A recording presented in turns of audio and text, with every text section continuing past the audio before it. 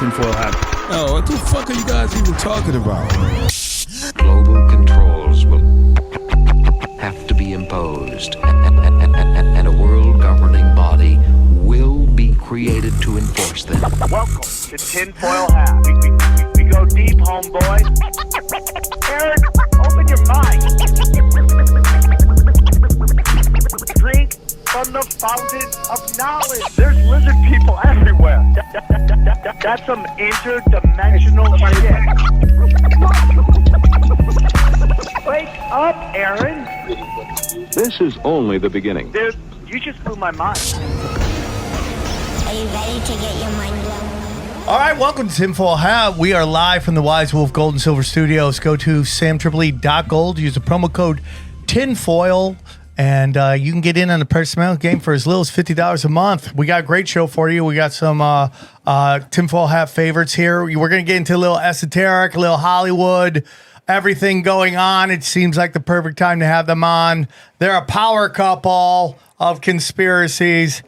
Yeah, I'm very excited to have them on. Please welcome Jay Dyer and Jamie Hanshaw. How are you guys? Doing great. Very good. We're like Bradgelina and what's the other one? And Yeah, you guys really are. But it's just Jamie, so it's like Yeah. Jay and Jamie's Jamie. Yeah, Well, JJ. yeah. And The JJs. Ben Affleck went back and forth, right, between They're J-Lo two and- different Benefers. That's right, Benefers. That's what I'm thinking. Yeah, he jumped on J-Lo when he jumped out when everyone's like, you know, she's on these Diddy tapes. He's like, bye-bye, bye-bye. So, man, you know, you guys are telling me, I mean, I assume most of everybody knows these guys. They've been on the show multiple times, and they've always done great. Why don't you tell us a little bit about anything you got going on right now in terms of I know your new book is coming out, and anything else you want to kind of get out of the way where they can find you if they don't, in case these are new people listening. Like my brother just started listening, so tell my brother where he can So is find that the you. other listener? Yeah. of the podcast. So yeah, we just put out my third book. That's a Hollywood book. I got 4 books, but this is the Esoteric Hollywood Part 3. And in this one, I went into totally different subject matter. If you go to the shop, you'll see right there at the shop. Website's on fire, bro. Oh, thanks, dude. That's a professional website. No, it's not. It's my. I made that Well, after I got professional deleted. looking. I got deleted by WordPress. I had to figure all this on my own. And anyway, so the third one deals with a lot of the classics that I didn't get to the other two. So we get into Christopher Nolan, the Marvel crap. We get into Hollywood Spies. That's another thing I thought might be a cool topic for sure. Your ethos. And then what else have we got going? We got a bunch of podcasts we're doing. Yeah, you're this week. you're doing all the bangers, dude. We got to get me go through the ritual humiliation, as you said, of the 304s, taking me down. My first debate loss. I'm going to throw the debate. We'll have debates going, and then I'm going to throw it. You should just go, great point. That's a great point. I never saw it that way. Right. I'm a feminist now. So I've been coaching him. He has to be nice. Yeah. Yeah. We're debating a feminist and a panel of chicks. So. Well, that show is all about, hey, do you want subscribers? Yeah. Come on here and just get your skull kicked in, and then you'll get a ton of incels signing up for you. And that's exactly what it is. So I want them coming to my OnlyFans. Right? Yeah, where it's like me and yoga pants. That's all it is. Yeah. So it's rated PG, but so we're doing we just did Ruslan's podcast, which is a pretty big Protestant evangelical YouTube channel. Shouted you out quite a bit in that podcast because he was talking about live events. And he said, I want to get into live events. I was like, Sam Tripoli is the one that talked me into doing live events. Yeah, and you guys ran with it, dude. You guys put on these big events, and you know, it's pretty cool to see, dude. And it's like I think that's a really important thing to do, because especially when you live in Los Angeles and we're in such a depressed comedy economy right now. Nobody's going out, so it's good to get out of LA and go to the people and check them out. And so I'm happy for you guys. That's got to be a great thing for in the middle of nowhere. You show up to do a show and you get this wonderful presentation. Yeah, I feel like it's only if you have a kind of a ready-made audience does it work. Like it would be very difficult with the type of material that we do or the subject matter to go like fresh into a comedy club. Yeah, It'd be like, what the f- is And you would hate the money. I've heard it's not very good. Yeah, it's not good. It's built on an old model. If you sell your own tickets to your audience, you know, it's a great way to go about it. But some merch too. Are you guys doing Yeah, I T-shirts? should teach that. We haven't yet. We talked Oh, about you it. guys gotta do. Guys, Really? you're leaving so much on the table. Oh, really? Or just product, take, yeah. take the cover of your book. Yeah. Put it Turn on it into a shirt. T-shirt. It's a good idea. Only buy at the shows type of thing. Yeah, I have this one bit shirt. I have a second shirt being made too, where it's called the secret shirt, and they're not allowed to see what it is, and they can't look at it till they get into their car. Because if I see them look at it Right, before, I then they'll- grab it from them. So it's like, so you do like kind of the more crazier ones that Right. way, or you just have 3 or 4 different shirts, and people love shirts. Because back in the day when comedians went on the road, we sold CDs. Yeah. Well, I had a guy hand me a CD the other day, and I'm like, what am I going to do? Coke off this? Like, what is this for? I love it. I thank you. I'll hold it. I'll cherish it. He's like, I made you this mixtape in 2004. Yeah. So this And is- I love him. He's great, but I'm just like, it's like you got to adapt with the times, and like the times are like they want to buy a piece so they can remember it. yeah, right. And T-shirts are a great way. Oh, to that do it. reminds me. Sam Hyde had a good idea. He did a limited run of a shirt of Epstein, but it was in the style of like a '90s Memphis rap. Like it was like a Project Pat CD cover, but it was Epstein. Yeah. And he did a limited run of that, and once it ran out, they were selling on eBay for like $1,000. It was crazy. Yeah, we do limited edition Yeah. shirts all the time. We need to do that. Keep that in your mind. Okay. Put that in. T-shirts. Write that next down. time. Write Yes. that down. Write that in your head. So you're doing the Hodge Twins, you're doing whatever. You're Whatever. doing Jamie Kennedy. We did Ruslan, and then You just did Leonardo's. I saw you on Leonardo yes, Joni's. yeah, we're gonna go eat dinner with her. She's great. We love her very much. She's a wild, sassy woman. Well, she's a combination of fearless and incredibly smart. Yeah. Like, that's a deadly combination. And I believe, I told this, in 2 to 5 years, everyone's going to go, you were right. You just got to sit in the pocket. Like, last night I was blessed. Tom Segura invited me to his premiere of his TV show coming out. It's like this sketch comedy show. It is really dirty, and it is really dark, and it's really funny.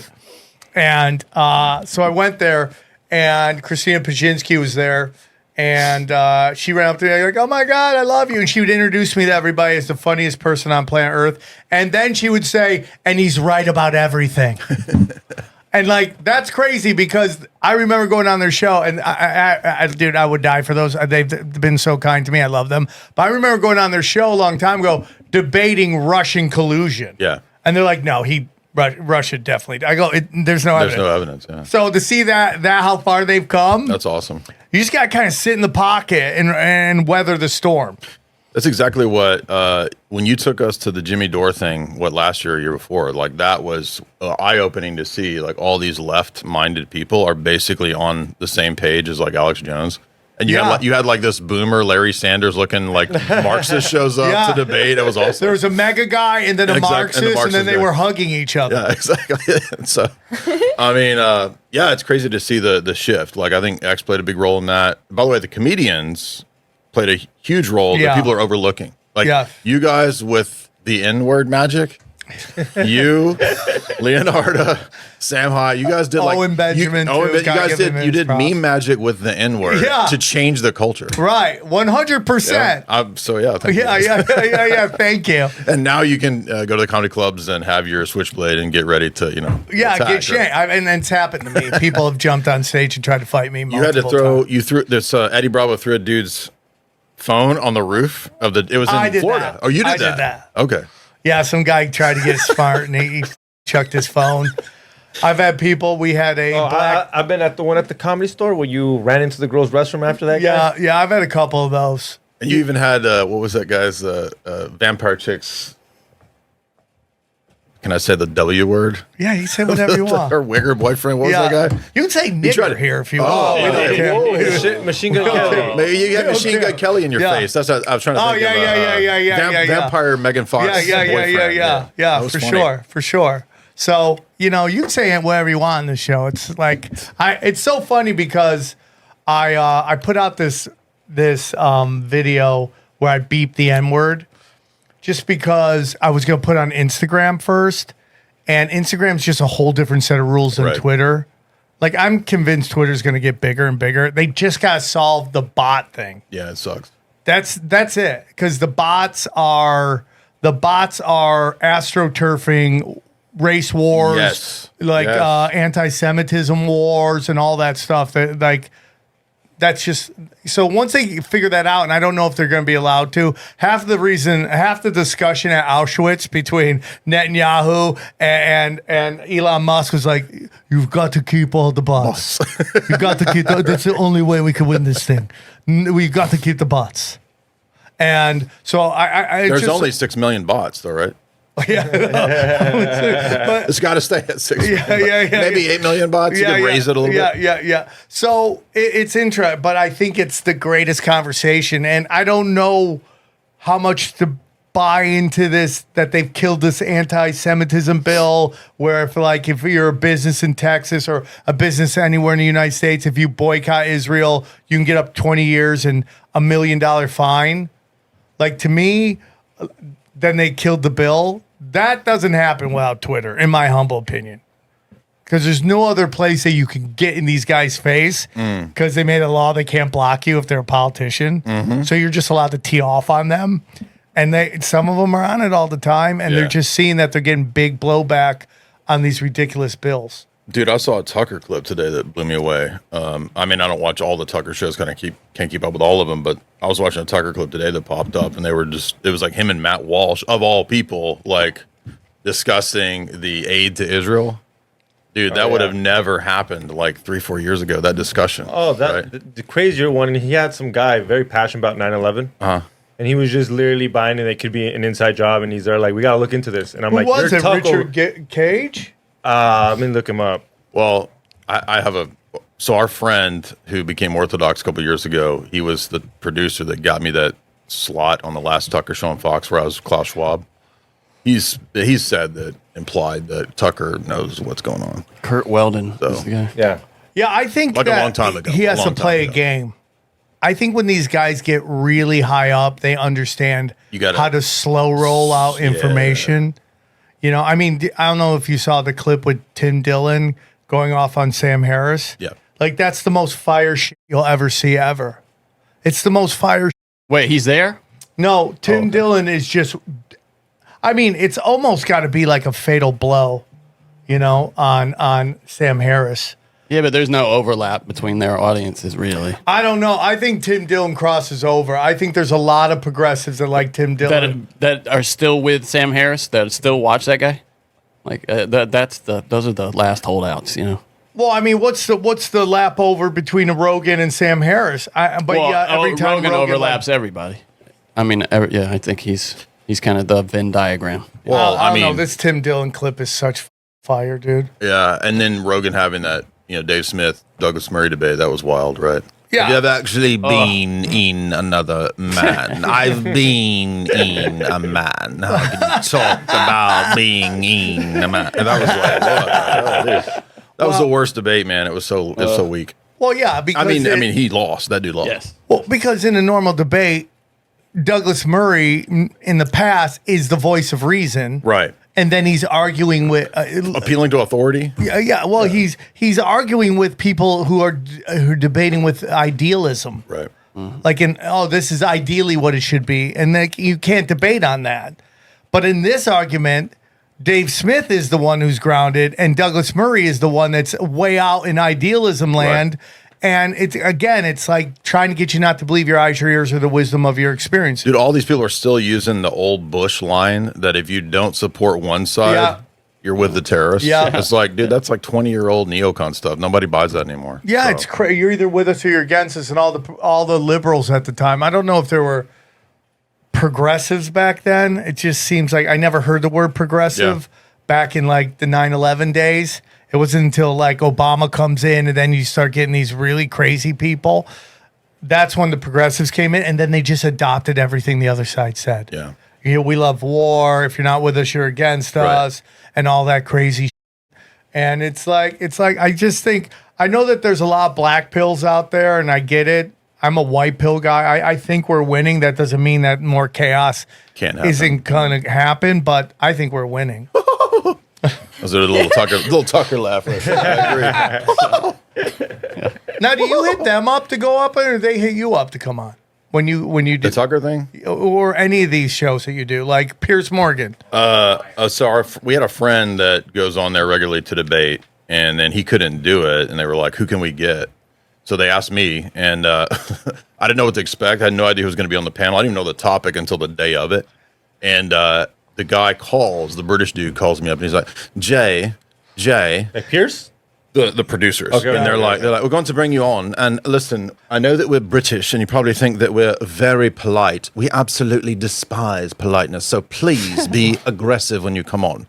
So I'm like, okay, yeah, Oh fine. yeah, they're telling you to muck it up. He calls me again. He goes, I just want to remind you, please get wild and aggressive. He calls me again 3 times. He calls me 3 times. Jay, just one reminder, be aggressive, come out of the gate right away. And I'm like, all right, let's do it. So I went after that fake woke preacher like right away, the black dude. That's so funny. It was Their wild. thumbbnaz, that wall of just hate on his YouTube page is just everybody. They love. They love Every page is Oshana on there, dude. Yeah, every page is Oshana just stares at, just screams at everybody. Yeah, man, that's great. It was great to see you on that. It was wild. Yeah, I had no idea what to expect. And I forgot that. So I think it was supposed to be a panel with Bannon too, but Bannon hates Roger Stone. So he wouldn't come on a panel that's with Roger funny. Stone. So they did this like 15-minute Bannon interview. And then they went to the panel, and it was just like off to the races Oh, right that's away. crazy that he won't go on with them. But the crazy part was the black dude that I was making. I don't know if you probably didn't see it Yeah, yet. I but- still watched the clip. Okay, so the black dude, he didn't even get my jokes. I kept intentionally calling him, I forgot his name, some weird name like Talda Swan. I kept calling him Bishop Tilda Swinton. Yeah, I know. And he got mad and corrected, but that is not my name, son. So I just kept calling it. And if I go back Nobody on else there, noticed it either, which is the well, funny the thing. people in the comments noticed it, right? You would think Piers would have noticed. Piers didn't notice it. The producers they messaged me. They're like, dude, that had us all rolling. Tilda Swinton. Me too. Yeah. And then at the end, they were like, who should we have as Pope? And I'm like, Katy Perry, dude. Yeah, that was great. I mean, she went to space. She saw the divine feminine. Why can't she be a pope? You guys want women, priests, bishops, ministers. Let's have a Katy Perry pop star pope. Why not? Did you see Conclave? That crazy Yes, movie? I saw I it. have not seen it. Everyone on bunch of my podcasts have seen it. Okay, it's a boring movie. Do you want me to spoil it or no? Now I know the I end, already Yeah, told so him. it got a trans pope. So which is just Hollywood one more time, just effing with everybody. Yeah. Like I'm just listening to everyone cry about like anti-Semitism, and I'm like, you did a movie about a trans pope. Like it's not that it's not you're getting picked on. It's just now everyone gets it. do you know I did a skit in 2018 that I just put on my Twitter where I was a trans pope? Whoa. Yeah. Isn't that crazy? I'm not saying They I'm a stole your prophet. idea. I'm saying like they're like, no, but my jokes, the satire is reality now. That's the crazy But part. as a trans pope, is it male, female, female, male? It's a guy. It's an in between. Like Yeah, it's it's a like hermaphrodite, it's a right? non-binary. Oh, okay, it's a non-binary pope. Okay, yeah. okay. That way he can appeal to both sides. And I actually think that's what the movie was trying to say. Not it didn't have anything to do with my skit, but I think the movie was trying to say like, this is the next phase of progressing. You know what I mean? So we got Giovanni Vuk sitting in on the couch over there. He's just opened his own school. What's the name of your school? Vuk Jiu-Jitsu in San Pedro? Yes, sir. In San Pedro. So if you're in the area, you want some jiu-jitsu, go check that out. But him and I, for the longest time, we would listen to Johnny Cash read the Bible, and we've been talking a lot about spirituality. I think you're seeing people starting to go back to the church, and if both of you guys, either one, why do you think that's happening? I've been yapping too much. You talk. Why do I think people are... Well, because I think they're seeing that the liberal way is not working. I mean, if you go to downtown LA, downtown San Francisco, all of the blue democratic liberal states are crumbling.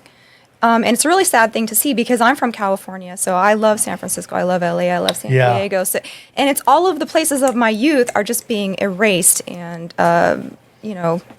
obliterated. And so I think people are recognizing that this is not a way to be. It's not sustainable, right, for any kind of high trust society. So they're looking for a more traditional way of living, just because I think they see the evidence that the extension of the logic does not make a good society for anybody. The 90s seems far right. You know what I mean? No, Compared to where 100%. it's like crazy. Like, And there's this weird thing when it comes to vices that I've been thinking about. It's like, you know, we kind of move to this whole thing where it's like, let's let everybody do whatever they want. You know, we're going to give away drugs. We're going to make everybody porn stars. We're going to do all that. We're going to do all this. And it just doesn't work.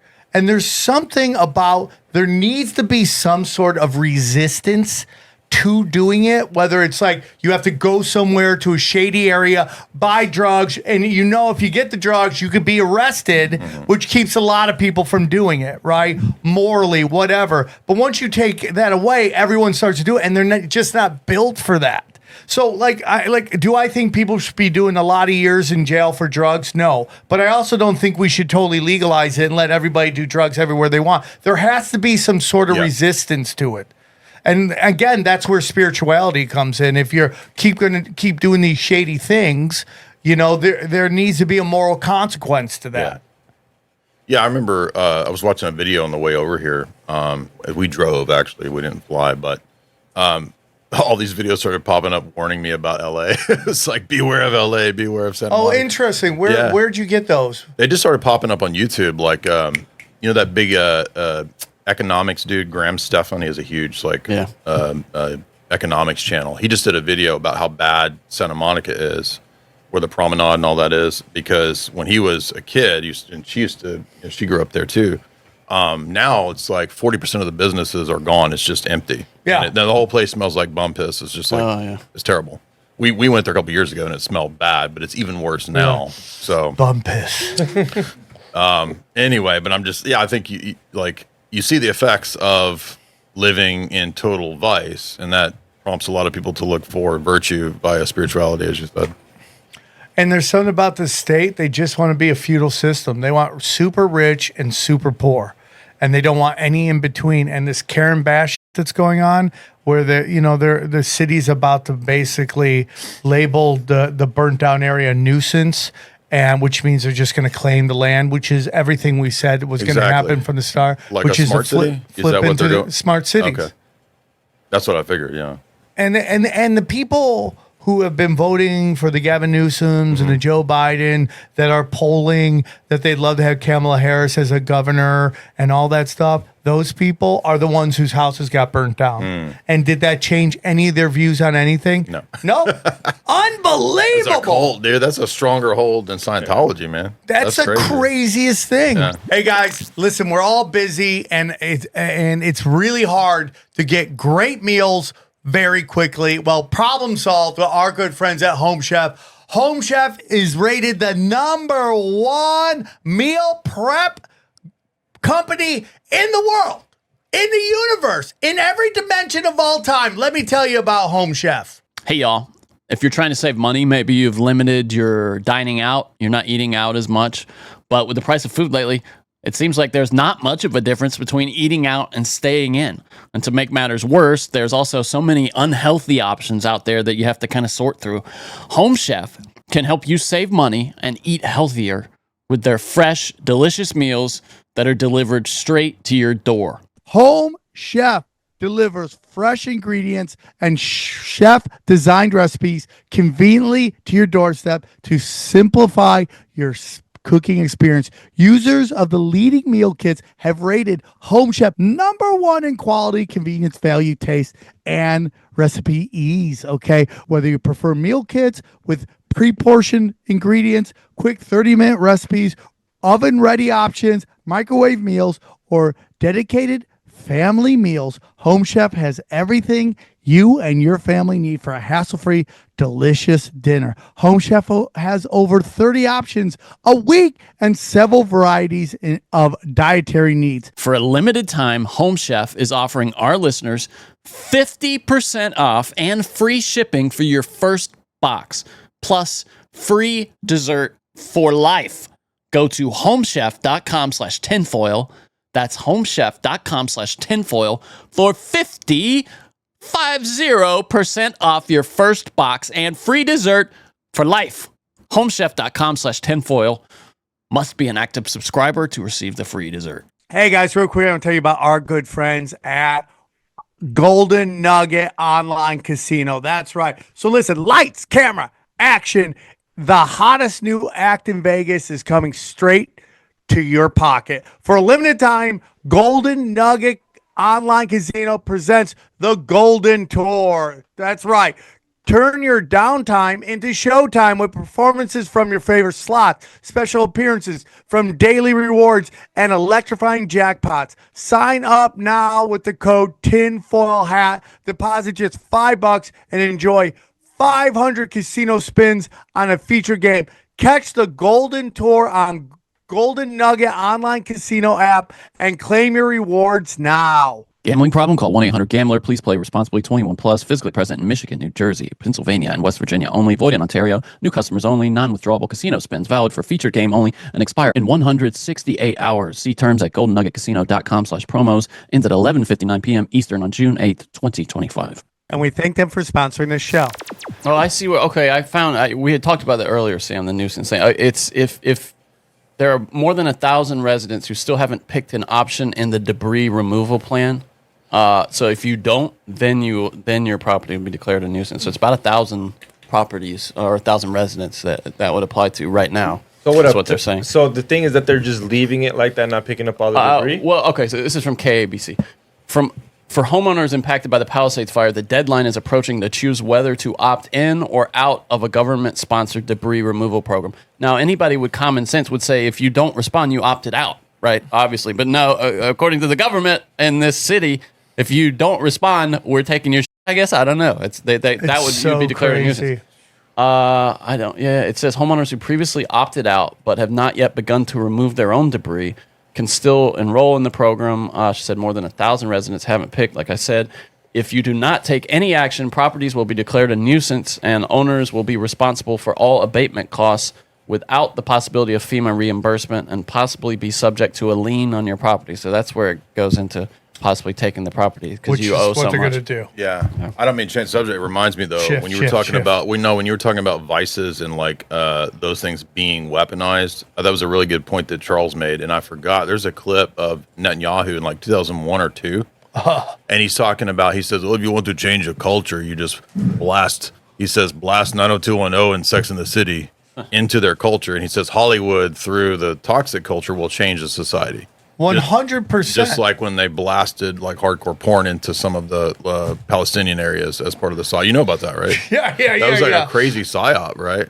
So they know that, like he said, there's an industrial grade weapon that you can use with this stuff to change cultures and societies, and that's always what Hollywood, to some degree. I'm not saying everybody in the industry was a bad actor, but to some degree, there's always been this idea that you can engineer culture. They may not be a bad actor, but they 100% co-sign on it.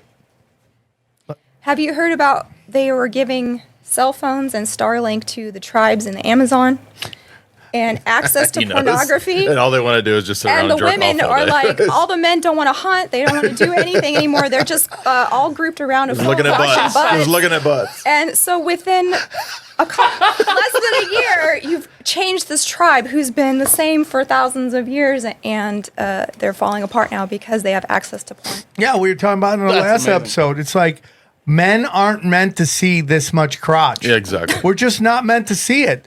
Imagine showing a tribesman, WAP. I mean, what is a tribesman who's never seen even a TV? It's got to be the most mind-blowing thing he's ever seen in his life. Or imagine trying to explain to your grandparents, like, infinity vagina. Like, in the future, your sons will see infinity vagina. Like, it's just a vagina that's like infinity vagina is going in. It's just not vagina's natural. all the way down, like turtles all the way down.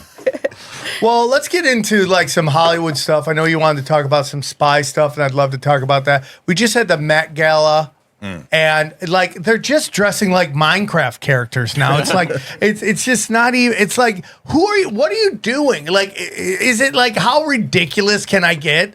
Like Andre 3000's carrying a piano on his back. Did you see that? No. That was his outfit. He's wearing a piano on his effing back. Do you remember when I came on about Beyonce? Did we talk about the gala? I think, and where the word comes from? Did. No. I think we did. This is crazy. So basically, cults of the ancient world that worship the goddess Inanna They would be socialist. They would be sort of feminist. They would be Skittles. And they would call themselves Gala, and they made themselves a priest class. And they would travel around from city to city like circus people, basically.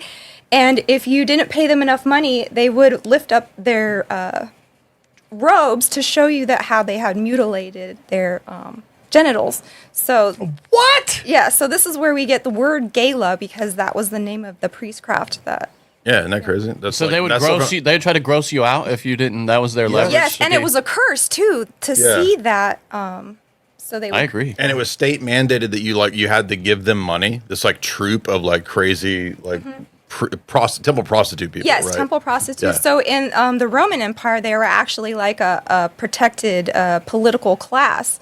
Oh, okay. Yes. Just And like now. trans, so men would dress like women, and even the goddess Inanna in her poetry, they would say she is the goddess that turns men into women and women into men.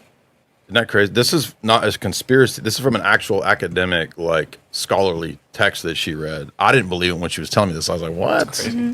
And then she showed me the book. I was like, that's crazy. So history's just repeating Exactly. itself. Yes. Not just history, like the first history. I mean, I'm sure you know about Anunnaki and Yeah. Nephilim. Yeah. And so this is directly the first cities, Babylon, Chaldea, all of these where the Gala comes from. So as soon as man self-actualized, he told his friend to dress like a chick. Yes, and a lot of their mystery plays were based on a public sex ritual where a priest would take the role of Inanna, and she would have sex with a man who would then inherit these king powers. So that was the legitimacy of his kingship came from having this public sex ceremony with the So they would have a public sex ceremony where a one dude would bang another dude? No, a girl in the role of the goddess, a priestess. She would be I'm Inanna. So this is where we get, play acting, mystery plays, taking on characters. In the very first cities in Sumer, it was religious worship. So this is what Hollywood comes from.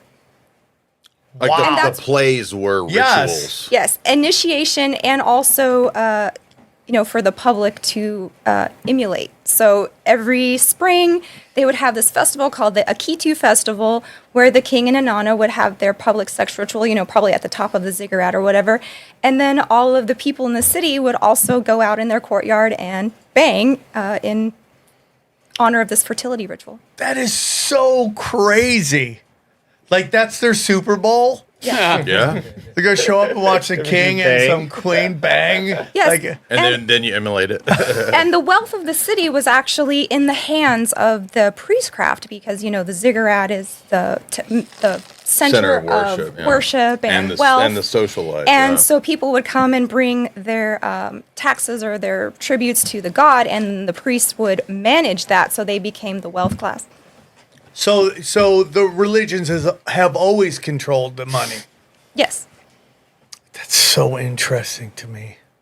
And there's this whole illusion that like we're more out of control than ever, right? And in reality, it was just more acceptable back in the day, right? They were still doing all these crazy things, but it was more state sponsored and church sponsored. Mm-hmm. And now it's kind of made taboo, but everyone's doing it. And then so it's interesting. Mm-hmm.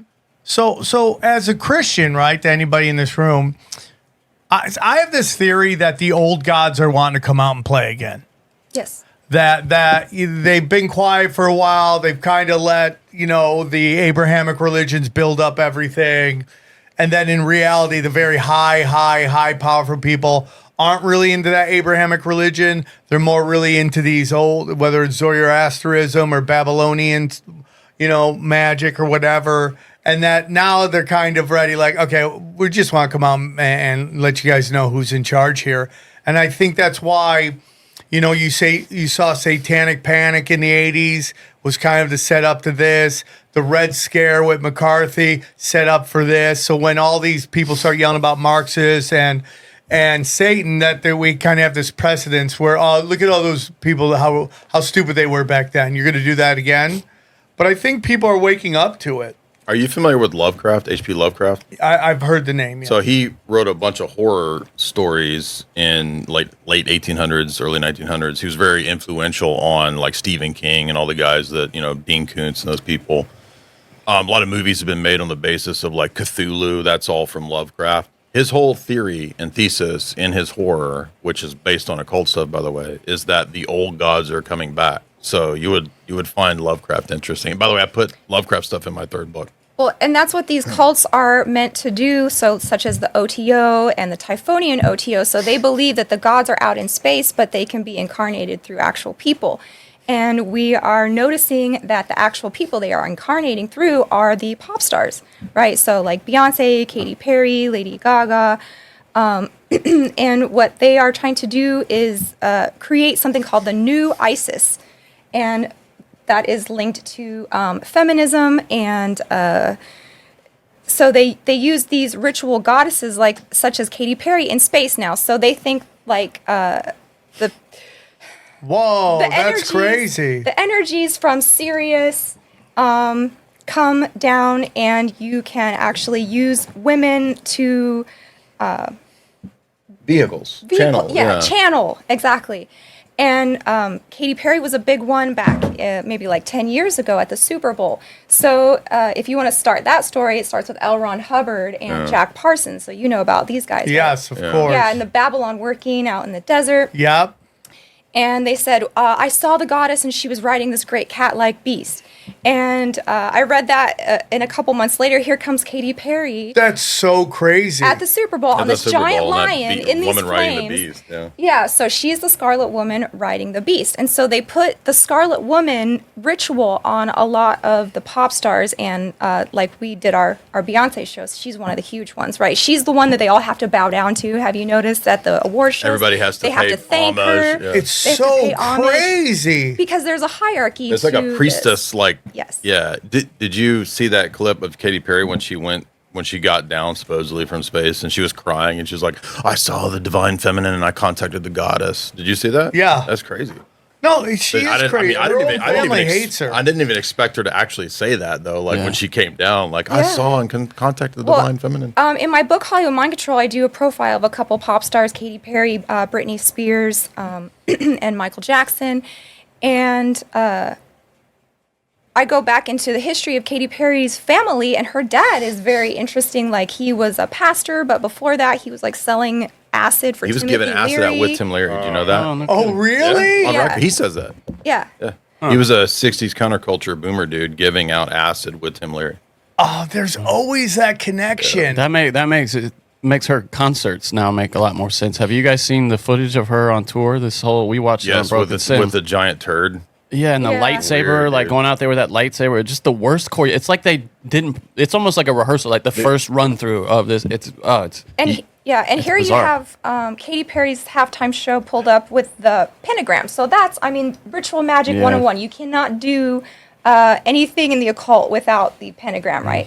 And in Freemasonry, with the fire behind, it's called the blazing star, and that represents Sirius. So without the fire, it's Venus, but with it, it's called the blazing star, and they feel like this is where all of their power comes from, the star Sirius. That's why she was all about being up in space and talking to the goddess. Mm-hmm. And you get into Sirius Radio. Yes. And I'm so old, I still listen to Sirius Radio, and it's just like they have so much woke trash on there. Mm-hmm. And you go, your demographic is truckers. Isn't it just music? What's woke about it? What do they do? I thought the whole idea was that no commercials. Hi, I'm Andy Cohen, and we're going to get into it. You're like, what trucker's listening to Andy Cohen? Like who is the chick who won the original American Idol? What's her name? Oh, shit. Kelly Clarkson. I love her. They had Kelly Clarkson's got her own show, and she's not holding back. You're like, what is Kelly Clarkson gonna say? That's so. The truckers, she's blowing dropping an truckers' N-bomb minds right there. And she's like, whoa, she isn't holding back. Well, Sirius is so fascinating too because it's venerated by every ancient culture. The Egyptians. That's where Washington D.C. is based on the architecture of Sirius. And where was I going with that? Like the constellations are reflected in the layout of Washington. Yes, so You know, it's a Masonic. But I didn't know there were. Okay, I think there's a constellation. I did a show on this called Why So Serious Yeah. on my channel, and we go into Sirius, and then Washington D.C. The actual architecture is like based on astrology.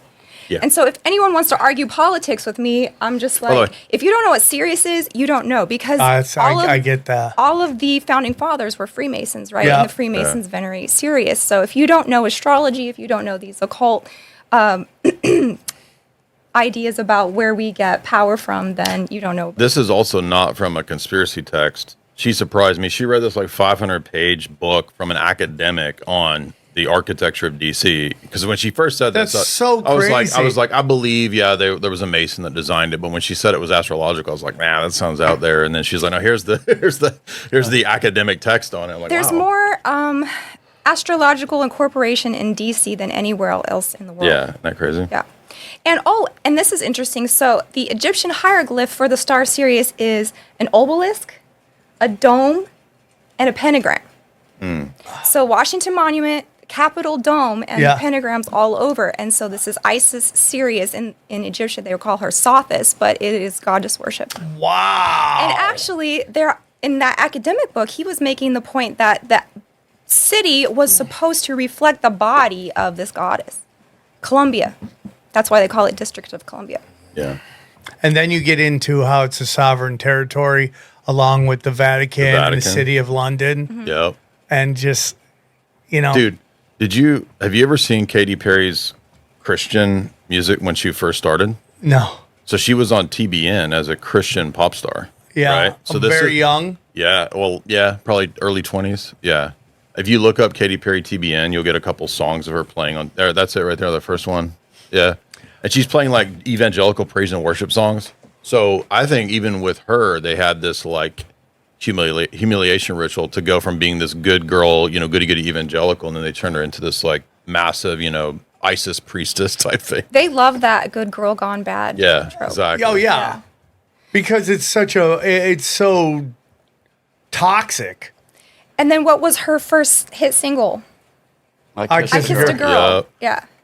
Yeah. And that kind of kicked off the LGBTQ, the trans stuff, right? Yeah, well, but the other thing too is like TBN. So I did a live stream recently where we went deep into like the mega church evangelical stuff. Dude, all that stuff is connected to intelligence, money laundering. It's all big psyop. Is it weird that Russell Brand is kind of into it now? She's not, kind of like they switched it around. Isn't that kind of weird how he was super? He flipped. He was like a sex addict, drug addict, and now he's super into about Jesus, and she's like, grew up on it, don't care now. Yeah. Well, you've heard forever that he made this switch to get in front of what's happening right now, right? Like if he goes super holy roller, preemptive holy roller. Like nobody loves Jesus. The reason I don't believe that is because if that's true, they would have known that before. What do you mean? He did Forgetting Sarah Marshall. Like they'd known he was a rapist if he was a rapist. No, but that's the whole like. There just was a time where like. Nobody came out about this stuff. It was all hush hush, right?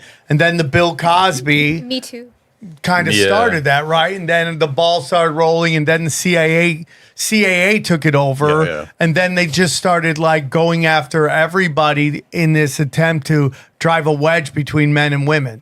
Oh yeah, totally. Yeah, that's huge. I mean, that's endgame right there. If you can get men to hate women and vice versa, then you can. I think about that all the time when I tee off on chicks. I'm like, oh, Jamie probably thinks I'm divide and conquer, which there is some. Jamie's Jiminy Cricket in your head, like the little moral You're compass. Not helping. You're not helping. You're totally right. You're totally right. Yeah, you're totally right. Not all women. No, for sure. But I do think there is an overcorrection happening in a. Like you said, the N-word, the anti-Semitism, the anti-feminism that's kind of going on. That is like, if you go like 20 years earlier or even 10 years earlier, it was a whole other way. Yeah. Where like white guys were getting their dicks kicked in. You couldn't criticize black people. You couldn't talk about. You couldn't do any of that stuff. And now everyone's like, nah. Hitler. Well, it's the weirdest. Well, that's how they keep. No, that's a psyop. I tried. I love Leonardo. I try to convince her. It's like, what you're saying is this is the only guy that wasn't curtain controlled, and that Germany was completely on lockdown, and somehow this guy wiggled his way to the top. I brought my book, Tragedy and Hope, the big fat thing that has, it's page 1049 or 1059, the whole chapter on the section, paragraph on the Bank of England funding the rise of Hitler. Yes. And did you present that to her? Well, I'm going to take it to her tonight. Okay. She's great. I just think you gotta get off Hitler.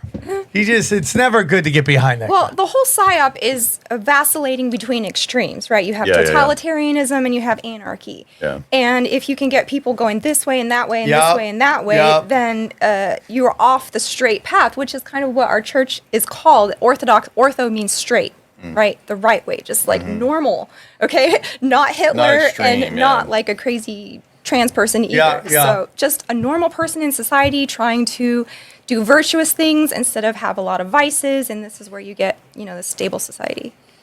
I agree. I totally agree, and it's done on purpose, right? So whenever the population starts going too far one way, swing it to the extreme.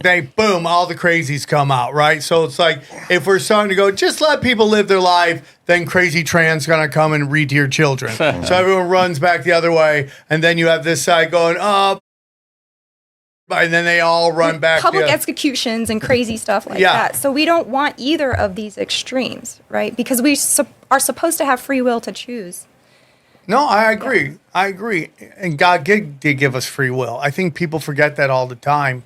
And, I'm not going to sit here and pretend like I know scripture and all that, but I have conversations with people that do deep dives into all of it. And, it's like not everybody gets into heaven at first, okay? Like, that's just the truth. And you're on your path. And if you choose that path, go for it. It's just at the end of that isn't, heaven. And for me, it's just like, as long as you're not hurting people, in particular children, I don't give a shit what you do. I don't really care. It's live your life, do your thing. It's a really dirty joke, but it's like, there's a lot of miserable people out there. We had Antifa show up to one of my shows. It wasn't my show. It was Josh Denny and Gavin McGinnis' show. And they're all fat, wearing masks, purple hair, beta. And you're trying to tell everybody how to live a proper life, and your life is garbage. Yeah, exactly. Like, why would anyone want to follow you? Hey guys, are you interested in learning about crypto? Do you want to know what to buy, what not to buy? Bitcoin, Monero. Dude, there's like millions of coins out there. You got to find a little nugget, okay? Which is the best? You got to find, what's it called, Johnny? A diamond in the rough. A diamond in the rough, my friends.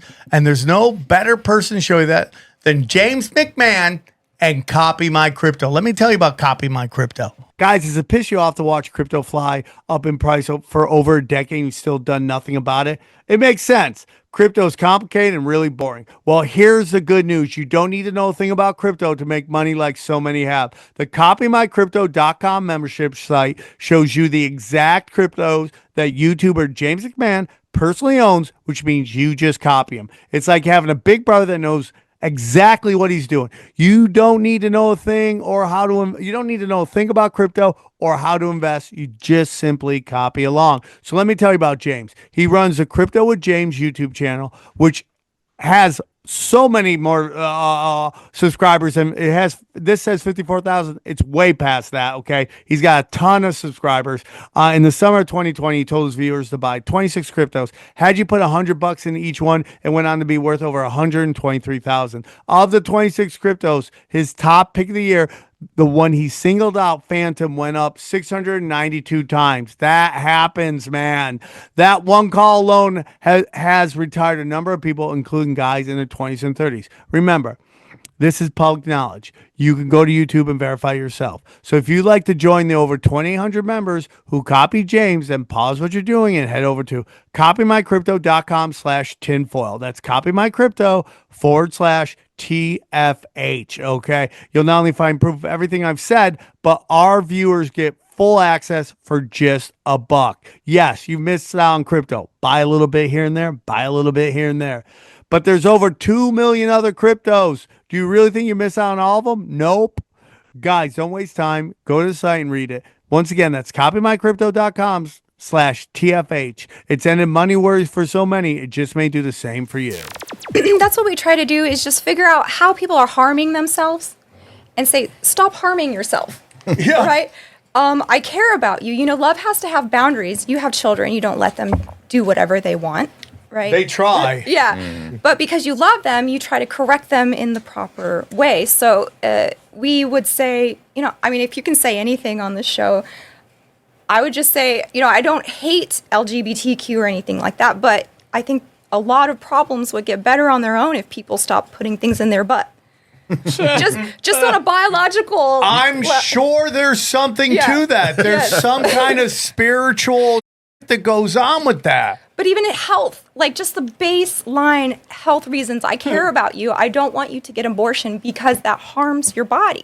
And psychologically. And psychologically, I don't want you to put things in your butt because it's going to hurt your colon, okay? You're going to get diseases. I don't want you to, like, go crazy dyeing your hair and all this kind of stuff because it's bad for you. No, I agree, man. Yeah. And there's a lot to this kind of sell to women that, like, you know, it's like, oh, I don't want to have kids. And sometimes they're like, I don't want to bring kids in this world. But it's also like, you know, we just want to live our lives. And you like, people just, nobody tells people. If you're young listening to this, God bless you.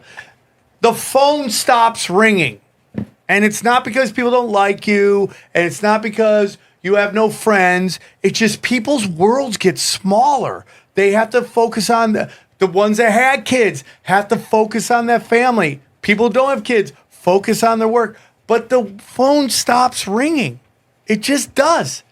Because people turn inward. And like, if you're living your life and you just want to be able to be free and do whatever you want, good luck with that. You get tired of traveling. Everything's super expensive. You feel like the creeper at the club because you're too old. I mean, it's just, but nobody tells young people this. Mm-hmm. Maybe that's whatever their one thing that they do well is maybe they tell a bunch of 22-year-olds what the future is. Because when you're a super young girl, the world is yours. And that's your reality. Yeah. Right? And then, like any physical gifts, like pro athlete, it goes away. It just does. Doesn't mean you're not super attractive. It's just you're not a 22-year-old. Yeah. And that's just life. And that's just life, dude. Everyone, like this whole picture, everyone's going off on Pamela Anderson. Have you seen this? Mm-hmm. Where they're like, oh my God, what happened to Pamela Anderson? She's like 60. Yeah. Like, she looks great. Yeah. Maybe that weird haircut she got isn't helping, but she looks great. But what do you want her to be?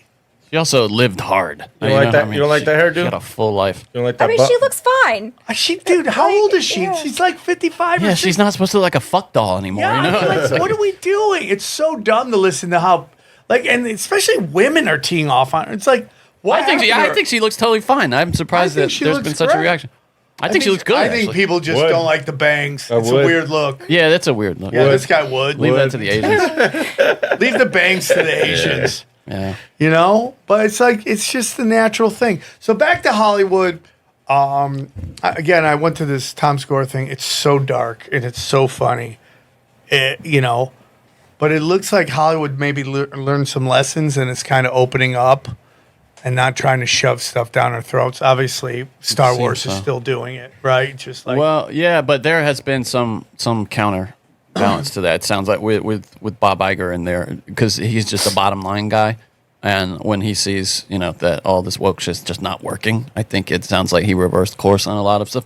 But they've just totally Star Wars is. I mean, I don't want to nerd out here, but they've the canon. I mean, those movies are canon now, and there's nothing they can do about it. Those movies that were made. What does that term mean?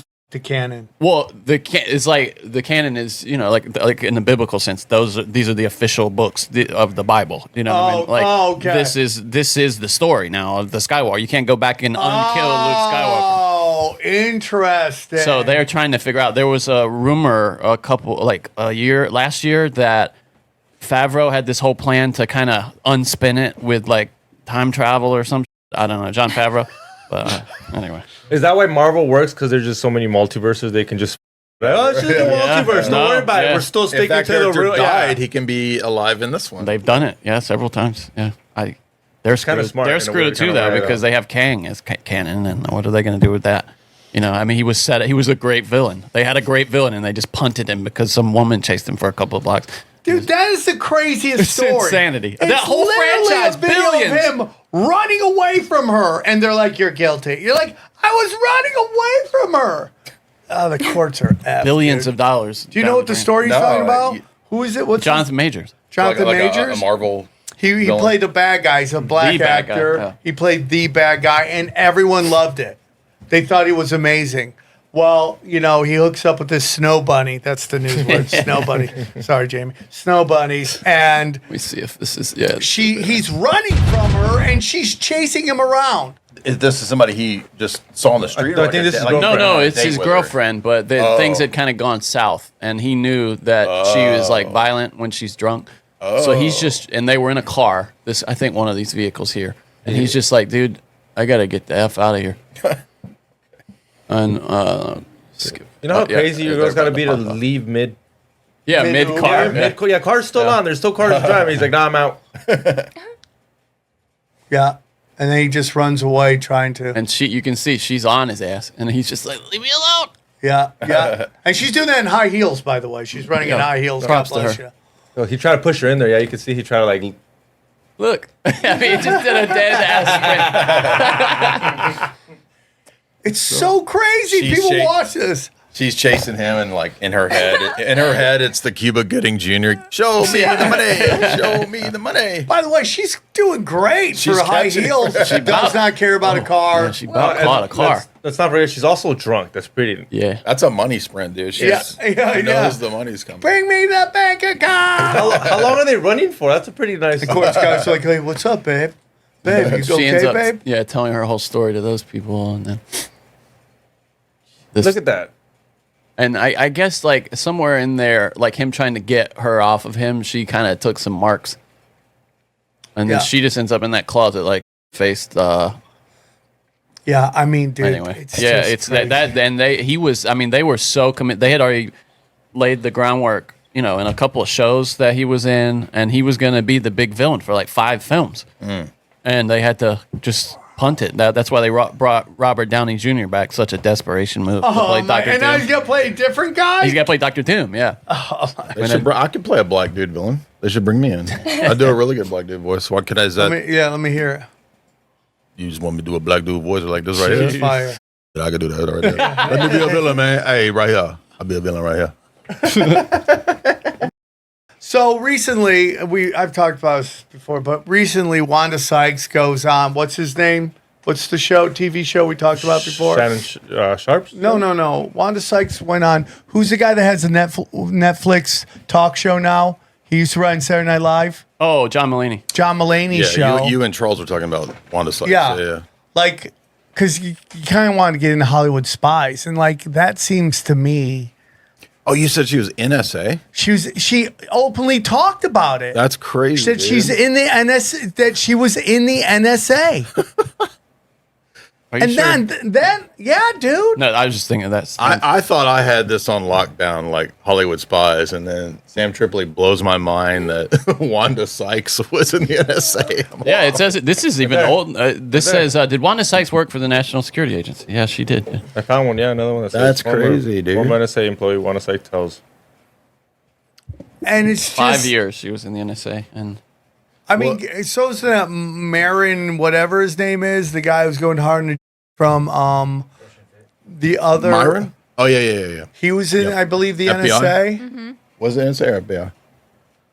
I don't know. Yeah. But that's so strange. yeah, he's talked about that publicly. That's right. It's That's just not his name either. That his name Yeah. is Amar Foodie or something like that. Well, then you got Sean Ryan, right? Like I saw him. Did I send you that clip the other Yeah. day where he's? I mean, talking about how he got faced in Miami, got arrested, and then went and checked his computer, and he had to be in Egypt in like 12 hours to do some kill squad thing. I don't know. And so he goes to the CIA to report, and they have his mugshot all over every door in the CIA just to let him know, like, hey, dude, we saw it. You're okay, but we know everything. Nothing gets past us. Is what do you he think was they saying. were high fiving when he walked in laughing? Isn't that? It's just weird that he's now. Again, he's one of those guys that suddenly he was everywhere. Everywhere. Yeah. He's on every front page of the YouTube, just like Lex Friedman. You know, you're like, oh, he's everywhere. And like, exposure is it. Right.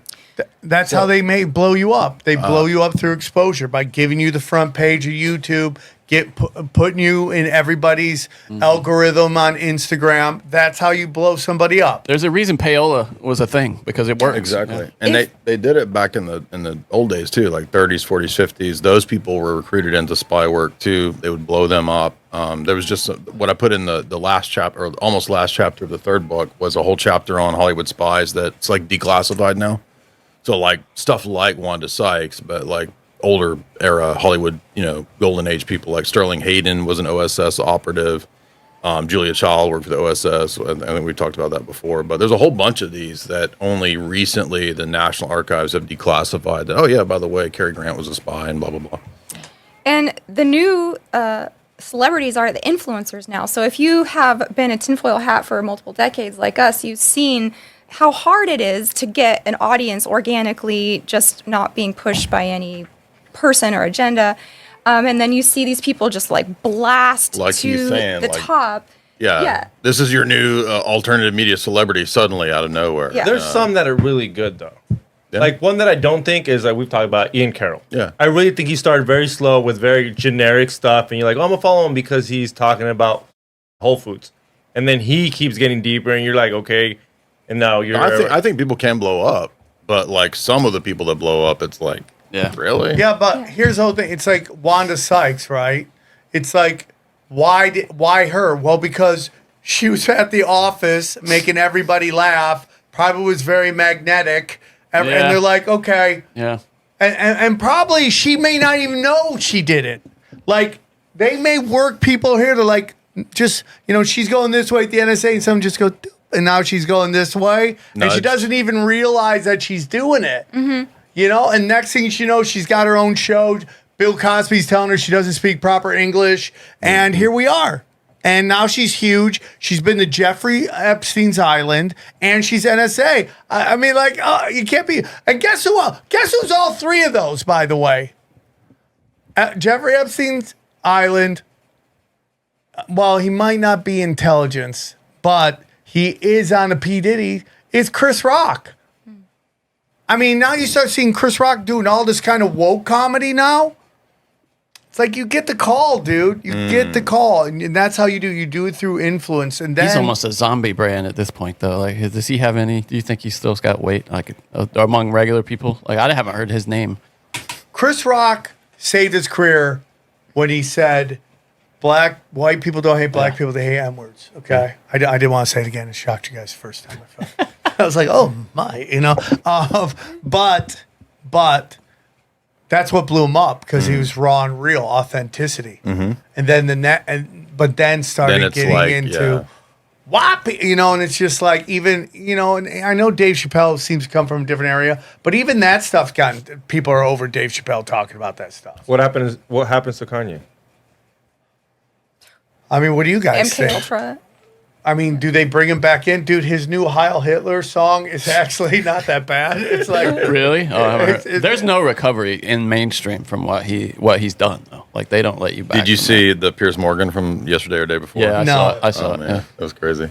He just came on and like two questions and he leaves. Dips. He's and then Piers is like, where's it going? Where's it going? Oh, but they were messing with Piers, I guess, for like a day and a half. They were like. Get this meeting going. And then Sneeko just like went off on Piers for like the next 15 minutes. It was pretty wild. Oh, so he was hanging out with Sneeko? Yeah, and it was like supposed to be a two-way interview. Yeah, and then he just leaves after 2 minutes. Yeah. If you can, and the great part about this is Piers managed to manages to turn it into like a 20-minute segment where he recaps their first interview. Right. And then it ends up being Sneeko making fun of Piers for like the next 10 minutes. It's crazy. To ask you questions about your publicly stated love of Hitler, you should probably talk to somebody other than me. What followed, frankly, was a farce. I'm getting your multi-tracks right now.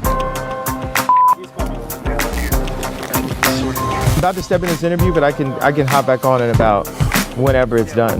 That nuance right there, it's idiotic. It just shows the hate that you put out. Oh, is this coming up? I just don't. And since then, a lot has happened in your life. And so I'm grateful for the opportunity to try and talk to you about some of this. How would you say your life is at the moment? On his phone. I mean, you see that view? Yeah. He's right. You see that view? Your life is good?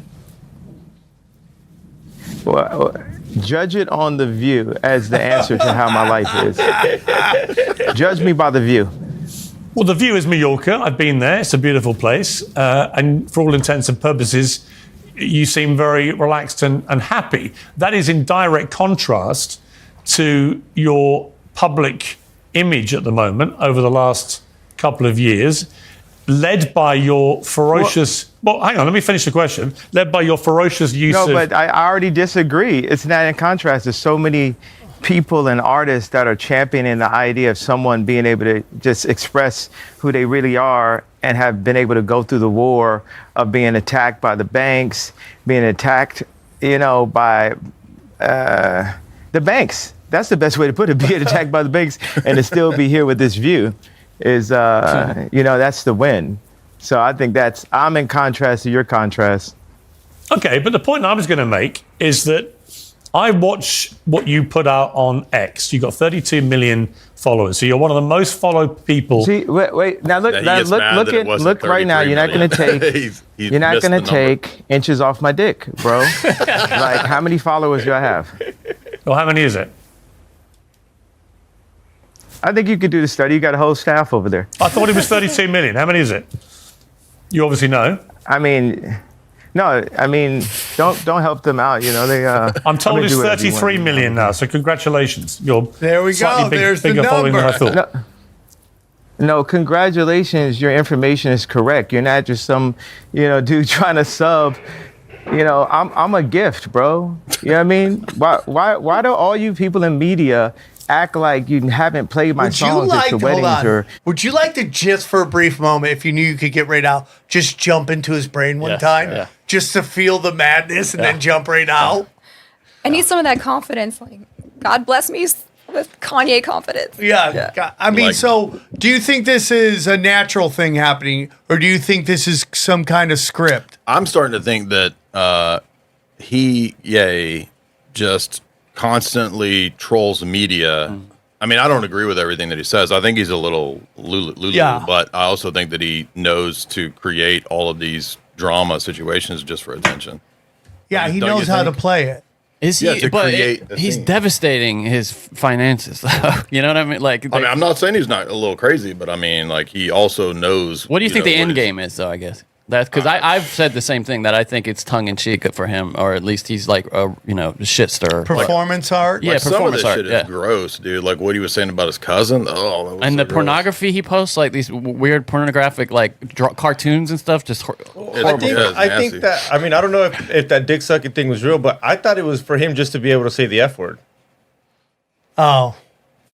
The dick before you're kind of gay, so now I can say. Oh. Like it's kind of like. Oh, guess who sucked a dick before, huh? So can I say faggot now? Wow. Can I get away with the F word? Well, so when he said, I thought it was a pretty good zinger. He said, "If a don't let me smash, we not friends." Yeah. And I said, same with cousins and family. Right?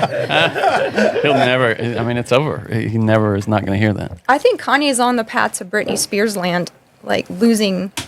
Like a meltdown. Grip on reality. Like a crash out. You don't think he's past that already?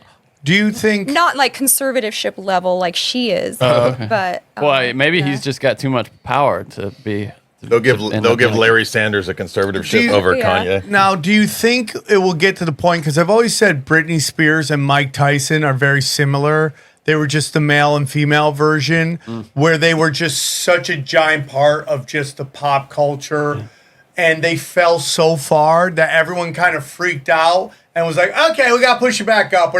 We don't like this. You were so big."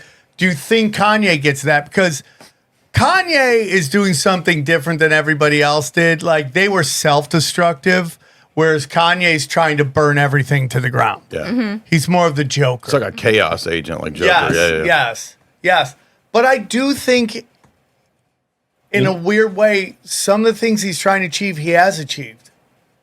In the sense that, like, like he's made talking about World War II a lot more acceptable. People are a lot less scared to talk about it. He's following the Trump model. Remember how Trump was just scorched earth, and then he went and hung out with Trump, dyed his hair, was wearing a MAGA hat, like in 2016. Crazy, 8 years ago, whatever, 5 years ago, 9 years ago. So I think he's following that model of scorched earth. Just say whatever the hell you want, crazy stuff, and it just gets attention and burn it all down. You know who's getting the Britney Spears is Justin Bieber. That's who I think is going to end up like Britney Spears if it's anybody. He's all into drugs again, and like we always felt he got turned out, right? That was always those clips of Diddy and him, right, when he's young. And then he's at like some with Odell Beckham in a dance floor, and he like comes up for air, and you're like, I don't think that's what I saw. I hope that's not what I saw. And now we're kind of like, that might have been what I saw. Well, imagine what he thinks. If Diddy's in jail and he got Diddy by Diddy, he knows his video's coming out. Everyone's has to know, be like, yo, there's no denying it. I mean, but I don't know. I don't know if that's going to happen. Just because there's a video doesn't mean it's going to come out. There are some like kind of, whether they're actual laws or social etiquette that we don't kind of show that. Right. Well, let's make another weird connection. Can you pull up Katy Perry, Kanye West, E.T. music video? What? Oh yeah, remember in the video they're in space and she's like humping aliens. So she's a transhuman, transspecies creature, and he talks about I'm gonna bathe my ape in your Milky Way and all kinds of and she's on like Mars, I think, and so like he is like. He rhymes the same words over all the time, but his beats are so good that we don't care. I know he rhymed astronaut with asked a lot, which is almost the same word at the same time. But he does that so... I remember watching a doc on him. I'm going, he doesn't rhyme, he just repeats. I had to tell my daughter that. She kept saying the same word over. She's like, I'm wrong. I'm like, no, you're repeating.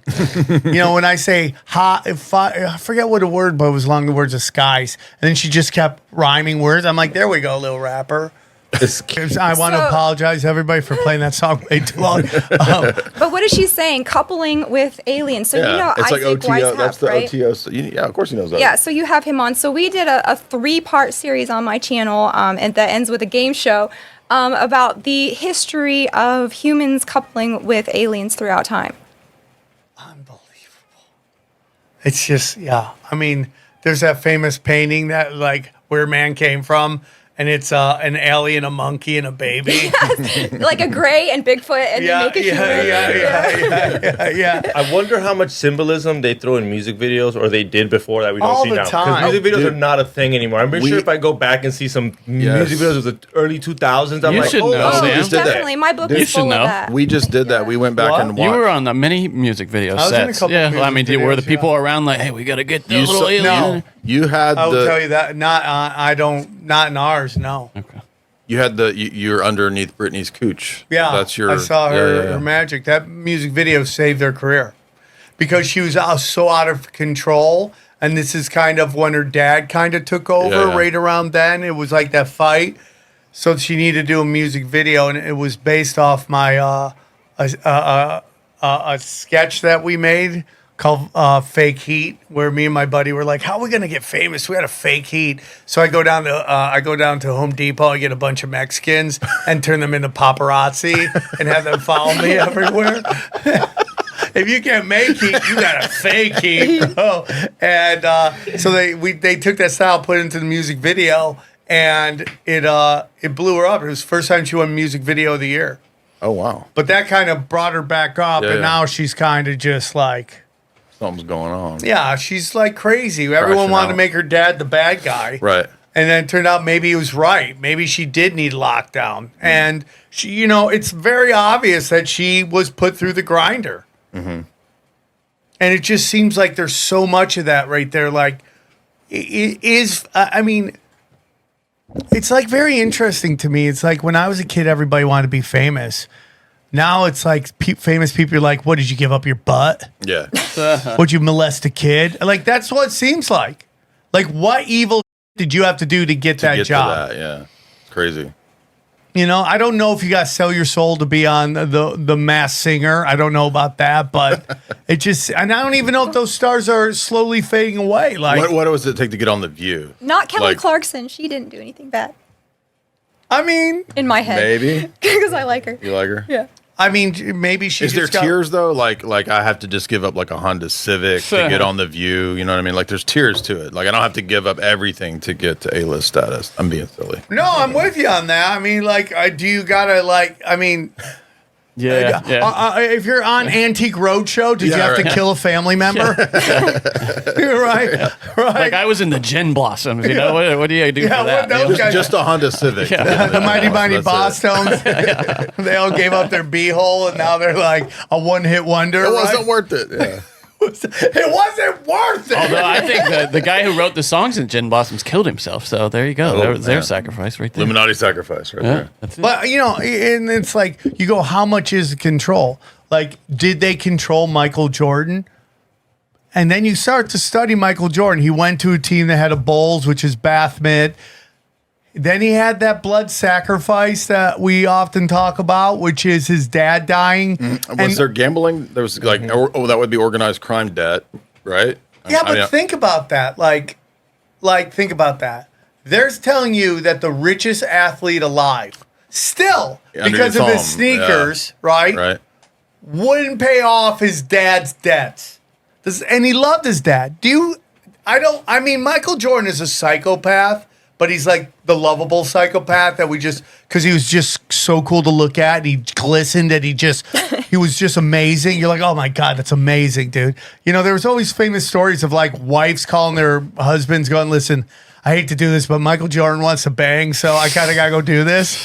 Yeah, there's very famous, like Michael Jordan would have gotten murdered in today's with social media. Because he was, you know, and then there's always a discussion that Jimmy Butler and Anthony Edwards are both his illegitimate children. There's because they always say how much they look like him.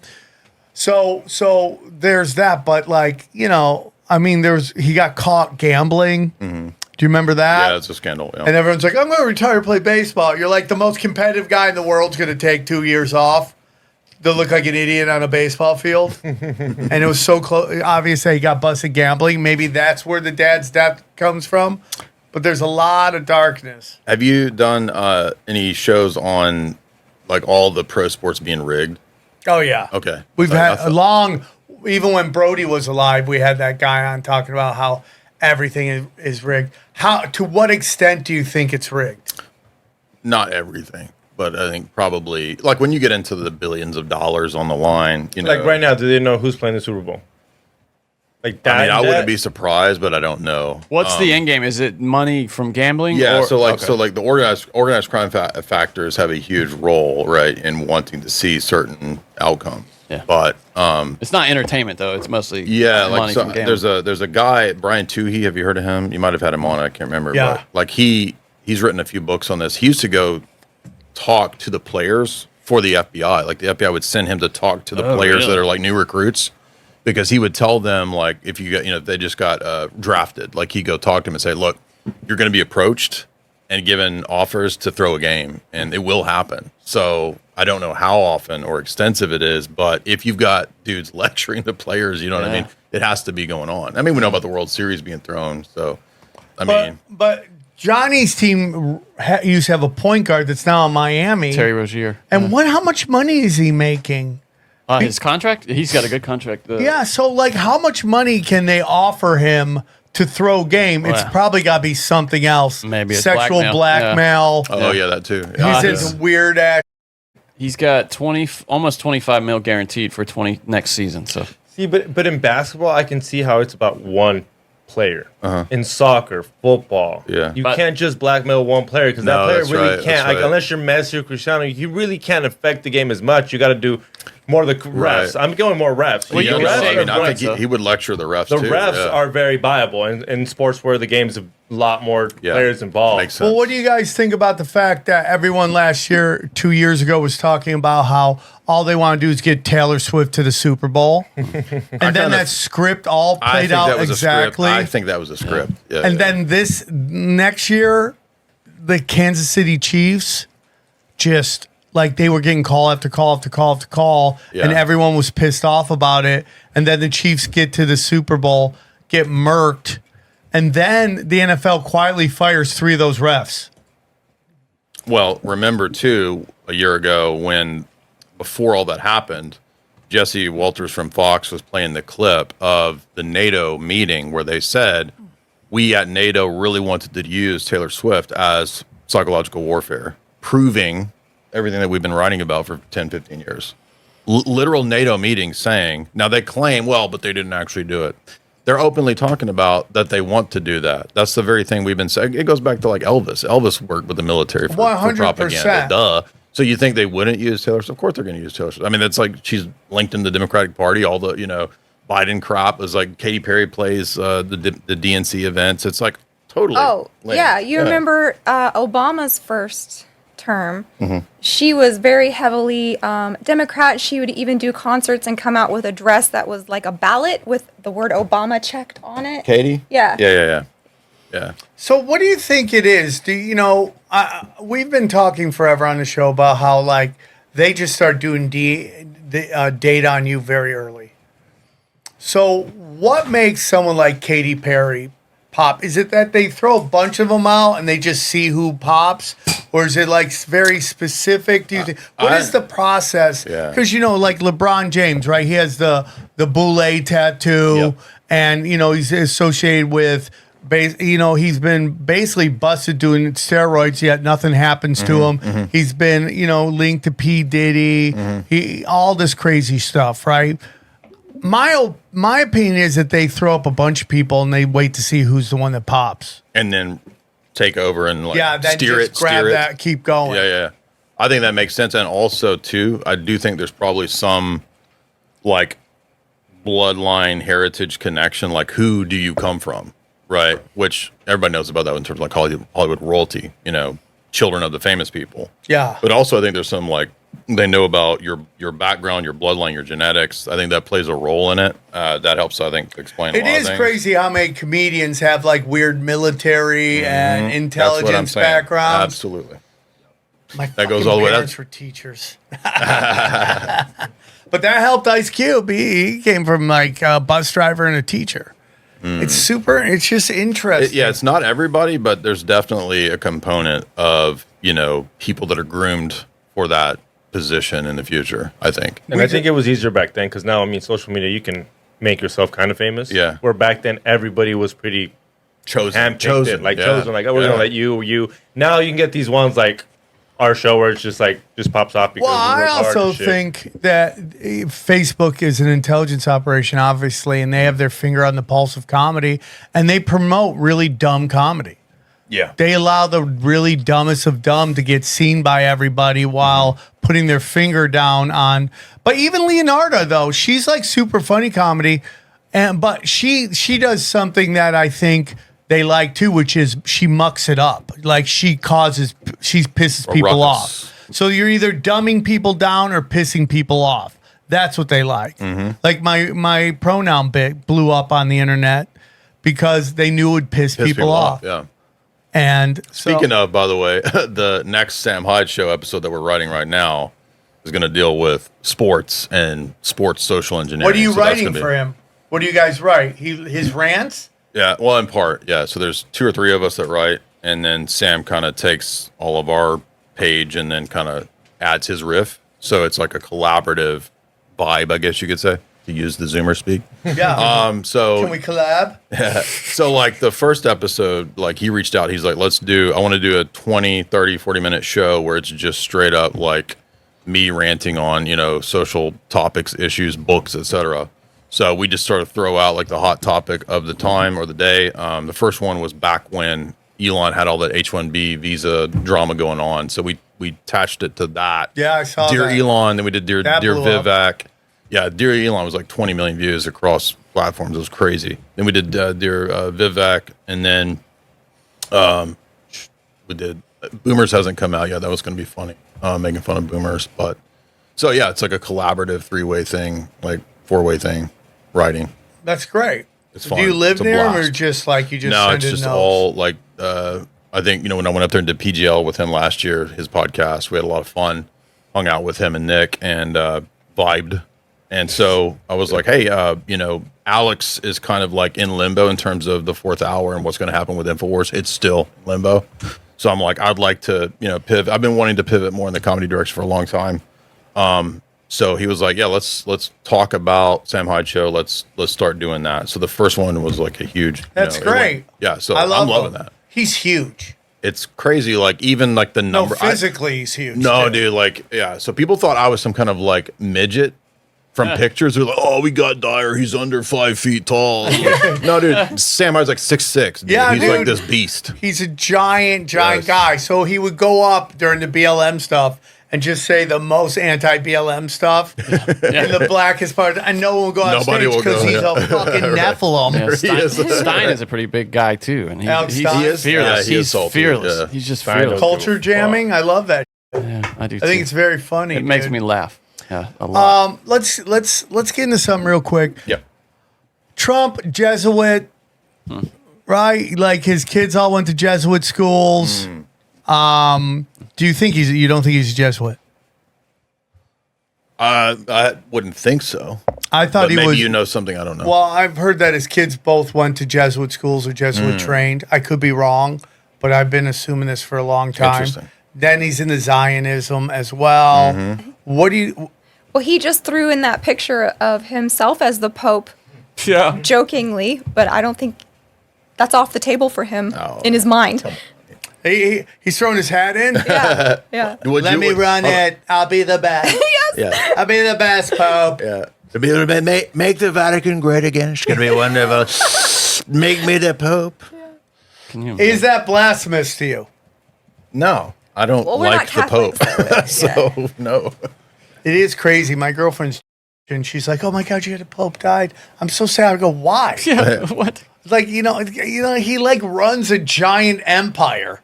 Yeah. Like he's. I don't care who you are. If you're in that position.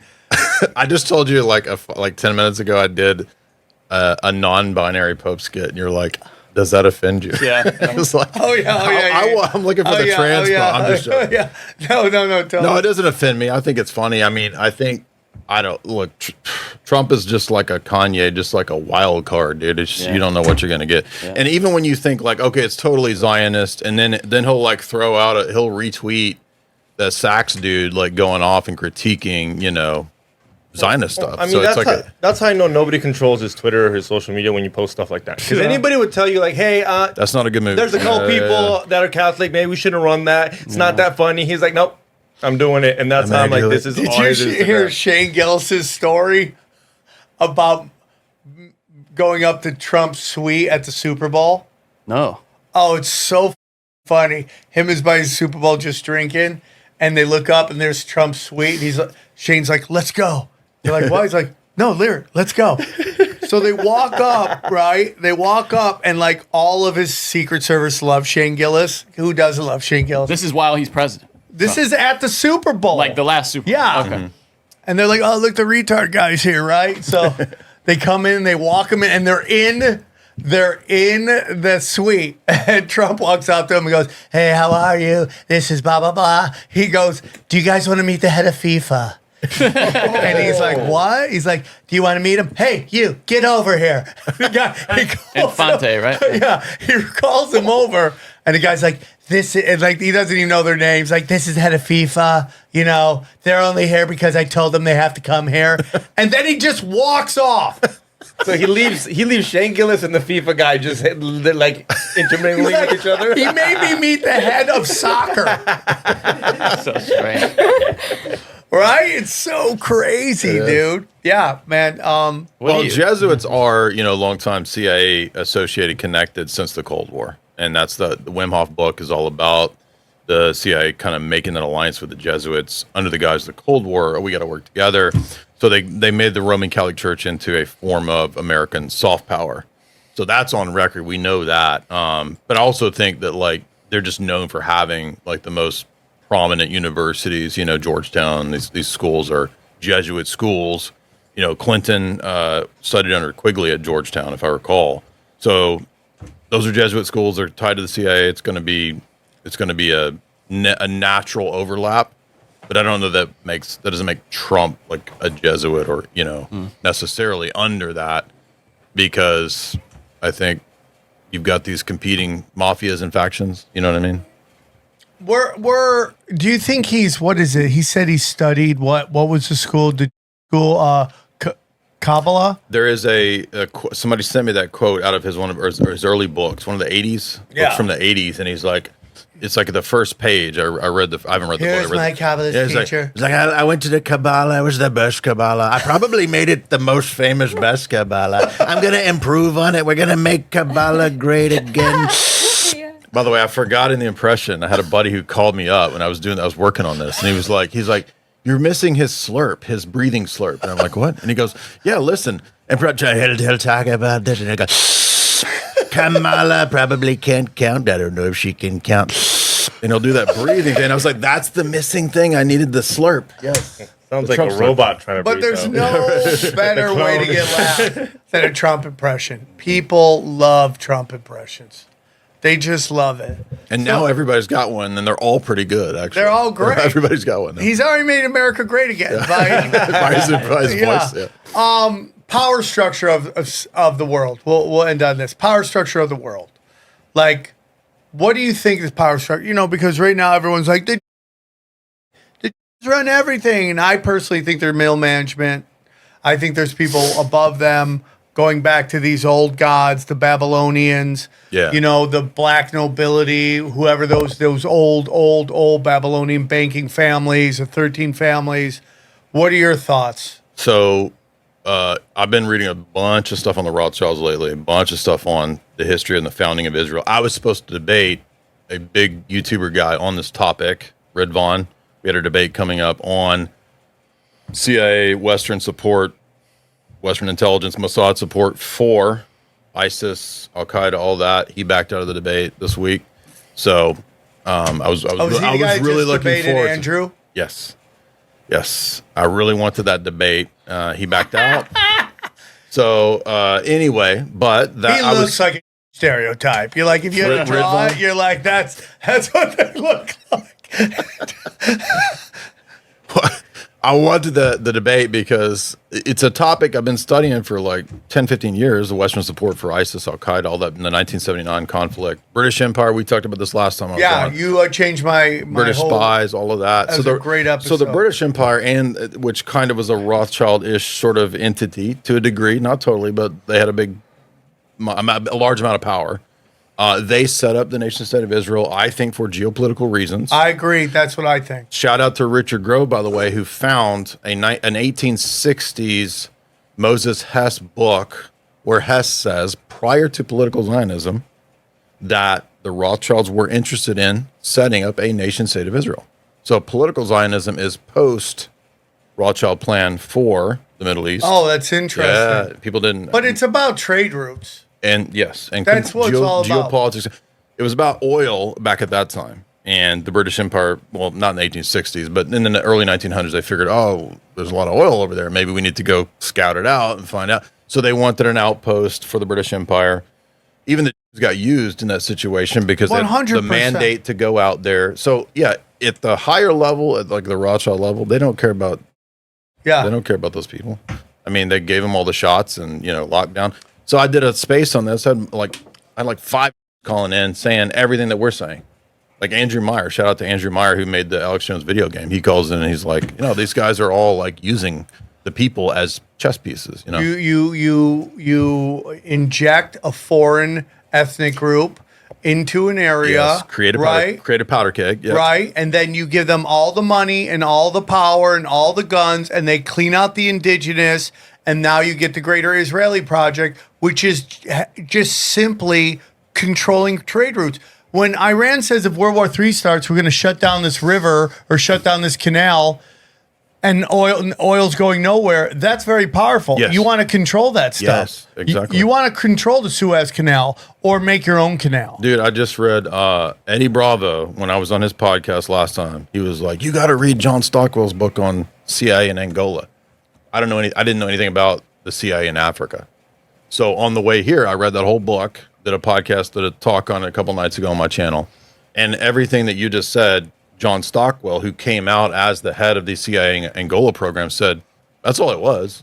We're riling up all these, crazy indigenous Zulu Nation tribes, getting them to fight, and then we're going to take over the resources. That's it.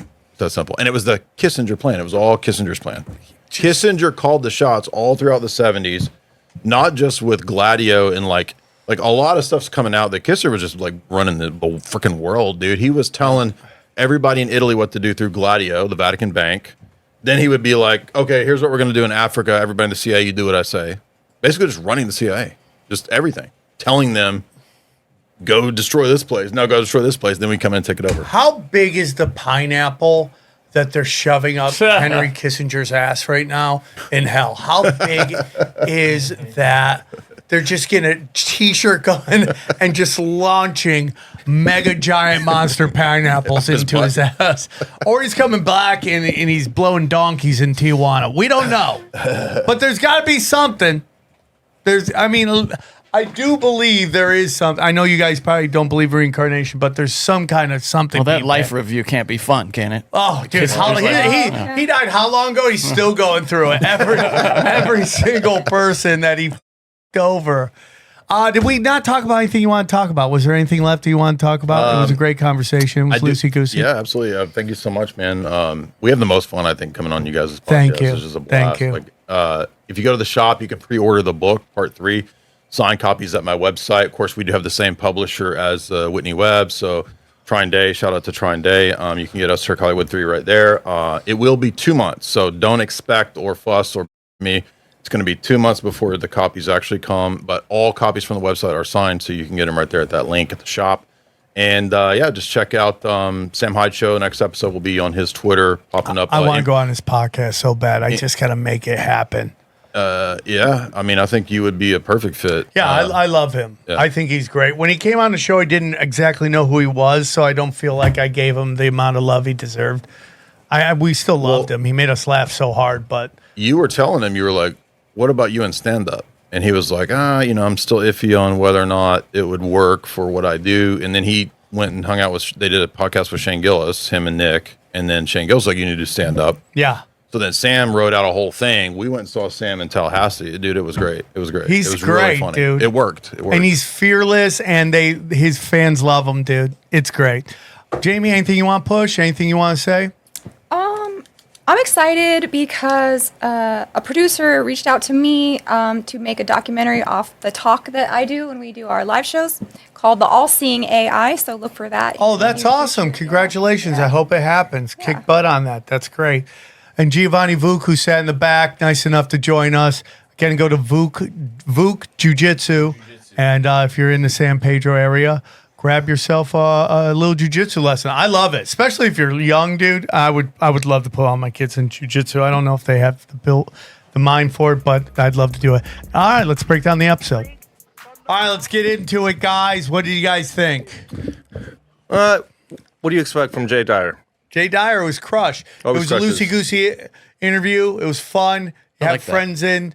Jay and his wife, Jamie, they were both great. Always a pleasure to have him on. Giovanni Vuk sitting in the back. Yeah, I felt He's like, I didn't even want to come on. I'm like, okay, dude, then congratulations on living your dreams, dude.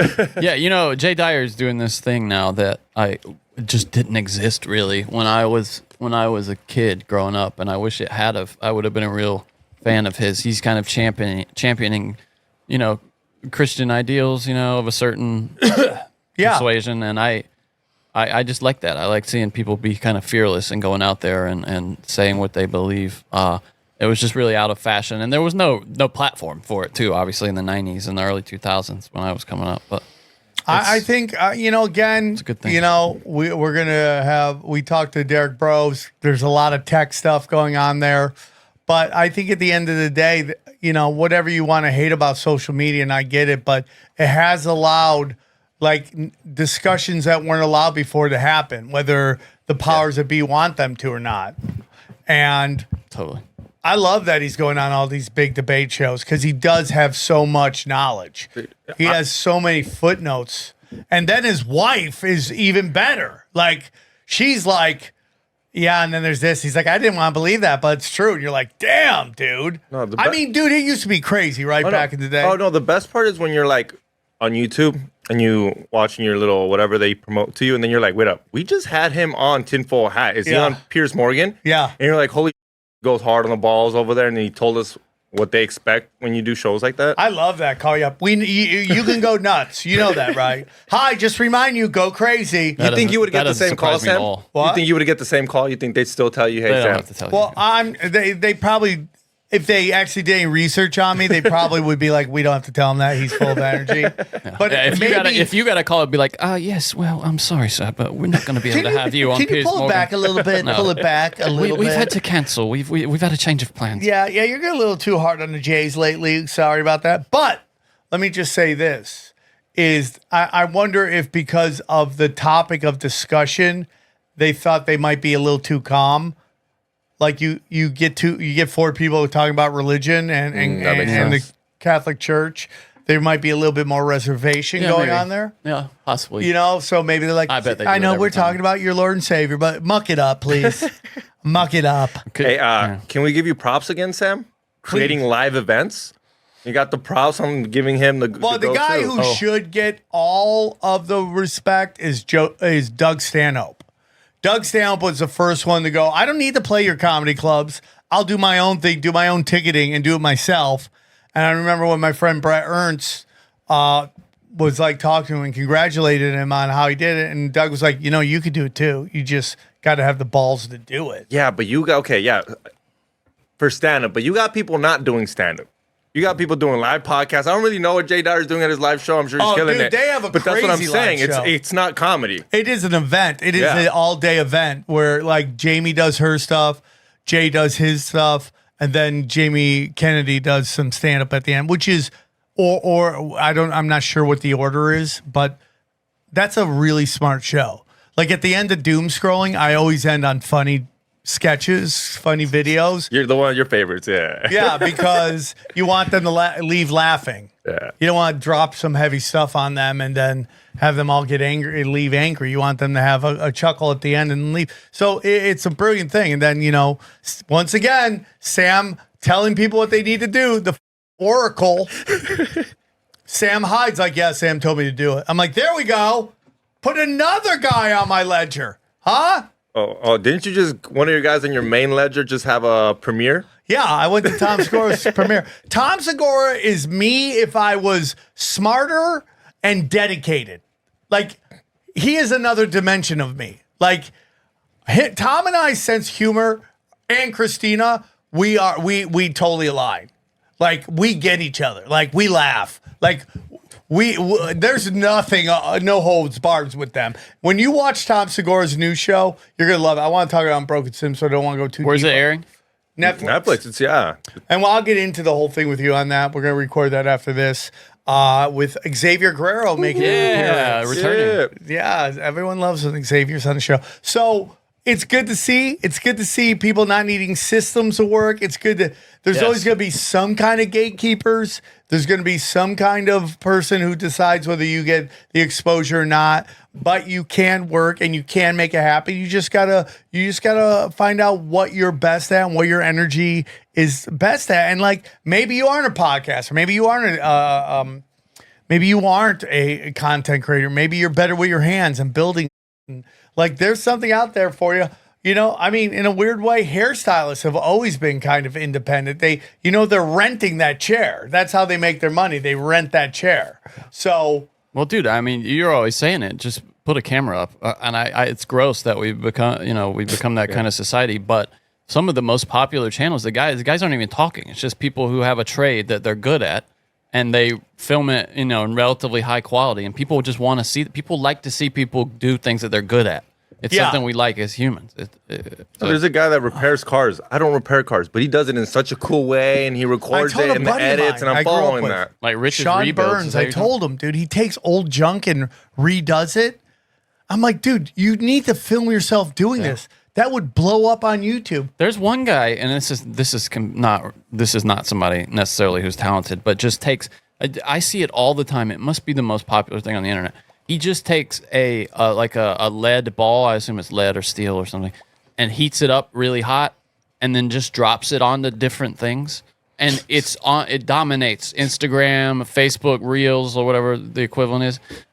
millions and millions of views. He'll just take this hot ball and then drop it into like a chocolate cake or something, and you see what happens. I kind of want to see what happens when this fire hot ball drops into chocolate cake and you watch it explode or whatever. But yeah, Johnny, how many times have you clicked on a video of a AR going through whatever, a watermelon, and you'll watch it slow mo? Oh yes, yeah, it's the same thing. We'll just watch it because we're animal. Like, how cool is that? Yeah, I'm with every you, gun dude. video. I'm totally. So I think it's great. I think that they have such vast knowledge, you know, and just like how the world works. Dude, imagine their dinner with their kids when they have a kid. Yeah. That kid's gonna be so smart. Yeah, that kid's gonna be so smart. And it's so I'm like, oh yeah, she just handed me this book, 500 pages, and then he sat down and read it. Yeah, that's not. Yeah, the hard part for you has not been acquiring books. You've had no problem I have so acquiring many books, and they just sit there. I need to get back into that. I need to get back into the reading like 30 minutes a day, which was Were you doing that? Yeah. How many pages did you get through? 3 or 4? What? No, I can get through like 5. I mean, dude, I gotta go back and read the paragraph again. Going, what the did I just read? I think it's the way we grew up. Well, no, that doesn't explain you, does it? Because shut up! Because I'm old.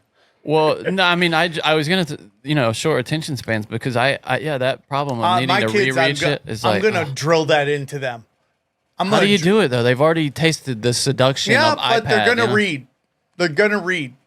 Because I hated reading as a kid. I remember that feeling of hating it, and I wish I had read more now, but I just hate it. Yeah, Jay talked about I think his mom worked in the library, so he loved to read. Yeah. So I mean, it's literally, and maybe you're not a big reader. Just find out what you're great at. I love audiobooks, but now I do. But back then they make you read the most boring when you're a kid. It's the stuff they make you read that turns you off. I think if I was reading, I like The Count of Monte Cristo. I love that book. That was, it's a the greatest revenge story of all time. This guy. That was the only thing I got to give to my dad. Anytime I wanted, and he'll tell me to this day, he's like, anytime I wanted a book, he bought it. He's like, that's the only thing I didn't mind buying for you because it's something you were going to read. And he's right. I did have a lot of books. I mean, obviously, I at one point I stopped asking for books, but every time I was like, yo, can I get the new Harry Potter? Let's go. It was a thing where I got my daughter's Harry Potter just sitting on a shelf. They're not even 5 yet. What age should they start reading that? I don't know. When do kids start reading? I start reading to them. 8 or 9. You know what you should do? You should probably try to read a book before you watch a movie with them, or the other way around. So maybe that way they can. I'm gonna sit down. 8 or 9 is suggested for Harry Potter. Okay, we'll do it. Bang! I got a couple years. Get ready to rock. You already bought the books? Is that what you said? Oh, yeah. Because I was like, I'm going to read to them. There's pictures of me reading them old philosophical and spiritual books when they were babies. And the baby's mama was like, maybe you should do simple books. I'm like, no, we're going to get them early. I like that idea. Yeah. Great show. Always a pleasure to have them on. Go up a little bit. Guys, I just had a couple dates. Go up. Nope, down. La Cave. Thank you to everybody who came out to Bellflower. La Cave Comedy, Costa Mesa. Always a pleasure to go back there. One of the best steakhouses in Southern Cal, and it's great to do comedy there. Tinfoil Hat. Tinfoil Hat's going to be in Cleveland, Ohio, Pittsburgh, PA. Then I'm going to be in San Diego. We're going back. Go to the next page. Then I'm going to be in Broadbrook. We are adding Boston as we speak. We're finally going to get to Boston. Tulsa, Oklahoma City is one of the most underrated cities out there. And then more dates come, Skankfest in New Orleans, and that's in November. SamTripoli.com. So much premium content, guys. I am hustling. I'm working hard. I'm going to go through, if you want to join me on SamTripoli.com, I'm going to go through Derek, I'm gonna go through. We just had Derek on. I'm gonna go through Derek Brose's 17 pages. Oh yeah, that's a good idea. 17 videos. We'll break it down. We'll have a discussion on it. I'll throw him some cash. I always throw cash to the people that I can find to the people who content create. Yeah, dude, go there. I'm on Rockfin. I'm putting stuff there. People like Rockfin. You can get all the content creators. But I'm also on. I'm on Locals, I'm on Substack, but you get all the content on samtripoli.com. Cash Daddies, We Bankin' Fatties. Look at that. Numbers keep going up. One just popped. Oh, right now. We're almost at 1,300. Not all those are paying subscribers, by the way, just so you know. $20 make you holler. Sounds like a lot of money, but let me tell you, daily daily updates from my good friend Howie Dewey. We put the premium content on there, audio, video, all that stuff. You guys can get that all right there. What to buy, what to sell, and all that stuff.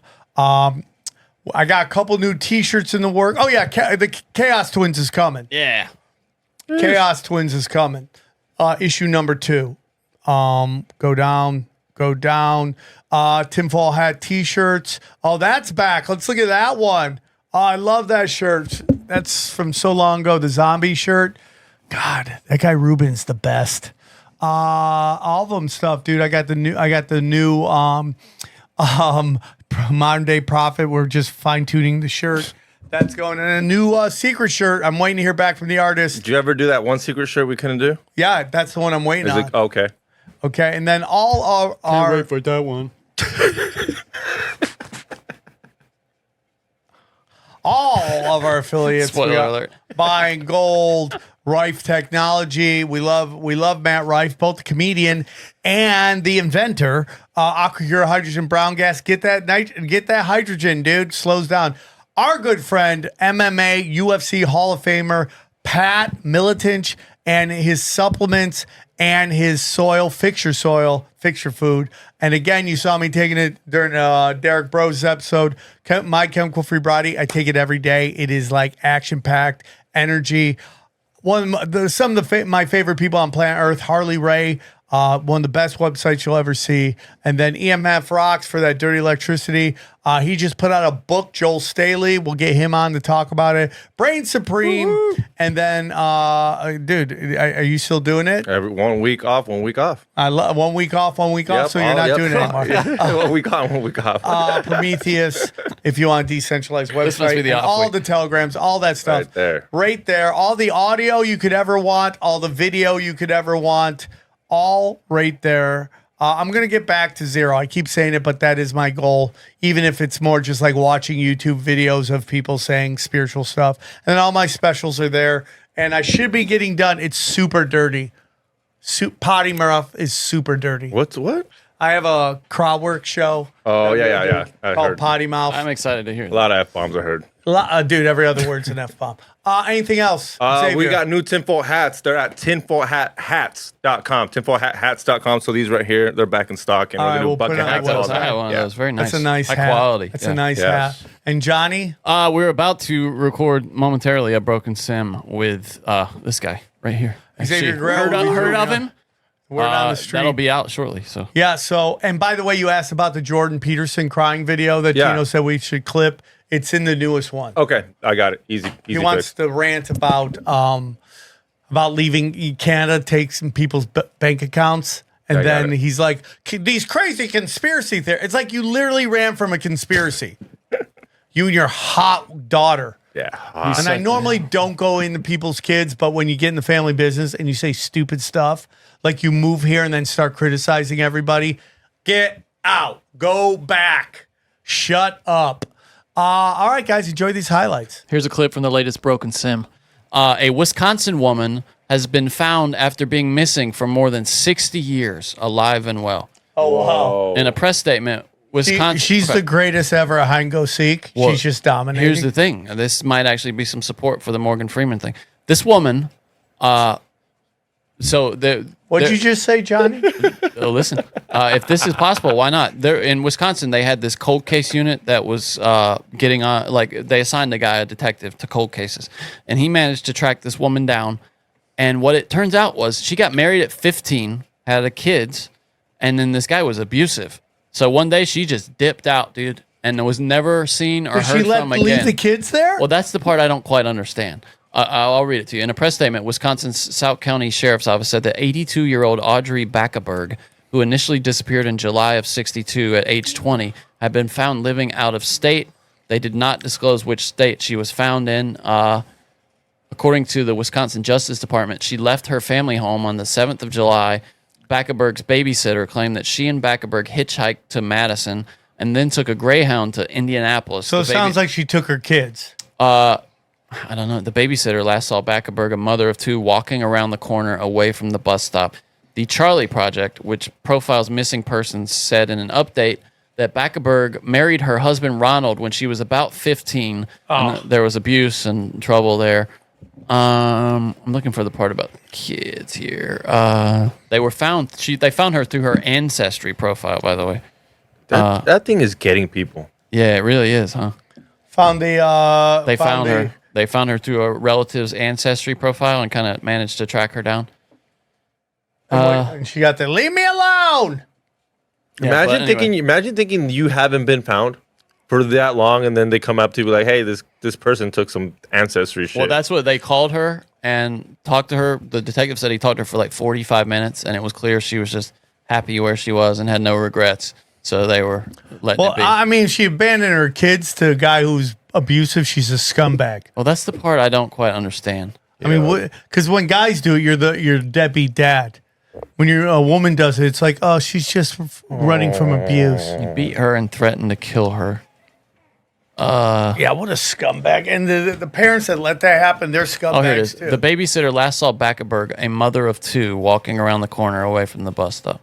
So it doesn't make it. She must not have taken the kids, though, right? That's just scumbag.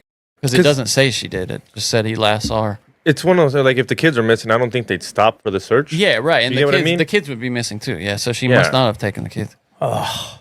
I mean, she was 20, so it's hard. Yeah, but you're leaving your kid. Yeah, that's rough, dude. You go through it. That's wild, though, right? 60 years this woman was just gone. She won the greatest hide-and-go-seek of all time. She really did. You hid for 60 years. People gave up a long time ago. And what did this have to do with Morgan Freeman, Johnny?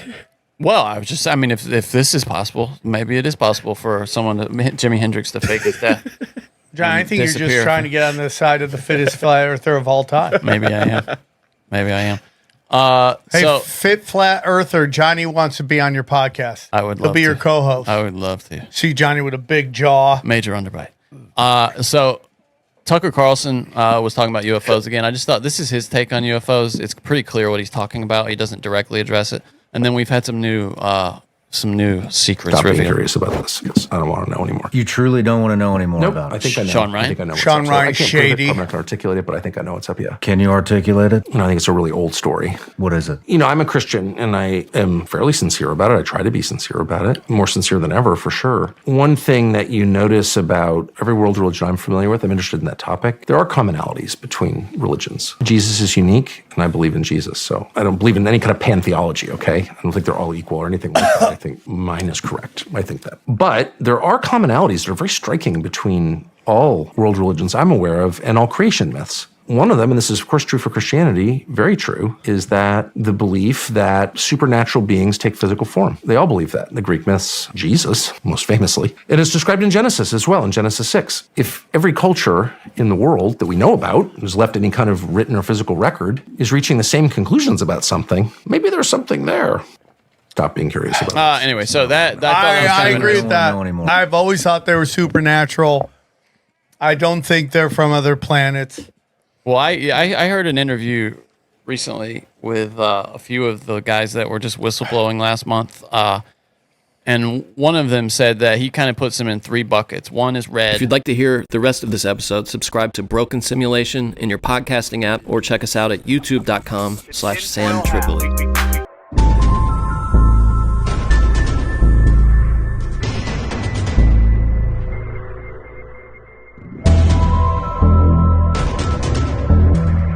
And we're back. Welcome back to the XG Files Now, brought to you by Univision. This is the Mexican cast. We're going deep down the rabbit hole today. It's Conspiracy Christmas. I can't believe it. Diddy got out. He OJ'd that shit. I called it, guys. If you guys been watching, I said Diddy was gonna OJ that. Well, I was telling you, I think we might see another OJ. We're gonna call it the OJ. Oh, he just OJ'd that. Mistrial. Bill Cosby did it. Yeah. Bill Cosby's out right now. He OJ'd that. He did. We don't really know his fully sentence, but he ain't doing life. And that's all that's important. He might only do a year. Exactly. Well, Max has said 10 years. I guess the trial ends in October, so we have to wait till October, which is crazy. They're not giving him bail. Yeah. That's wild. But, like I said, it's Conspiracy Christmas and Jeffrey Epstein. We all know who Jeffrey Epstein is. An American financier and sex offender was just told that he is not a sex offender.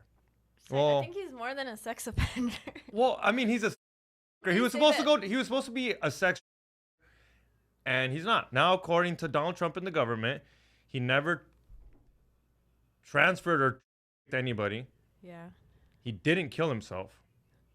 He did kill himself. He did kill himself, but they're telling us he didn't. They gave us a stupid video where there's time missing. There's a whole hour missing because there's a minute missing. No, but there's a minute. According to them, it's a minute that they skip for every day. I don't know if that makes sense. Okay. So they're saying I didn't know that. every day, according to them, they lose a minute. Then how come I have a video of it? But how come they only show that 1 minute? They only show that same minute.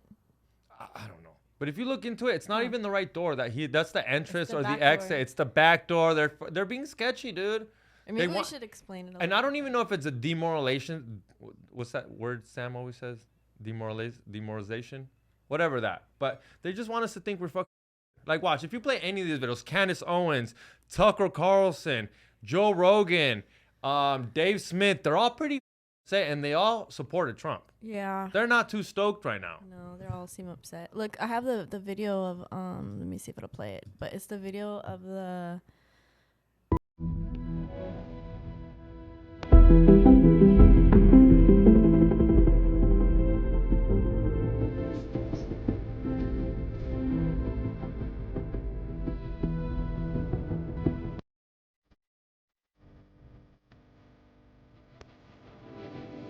See, but like, what does it matter? It's not even.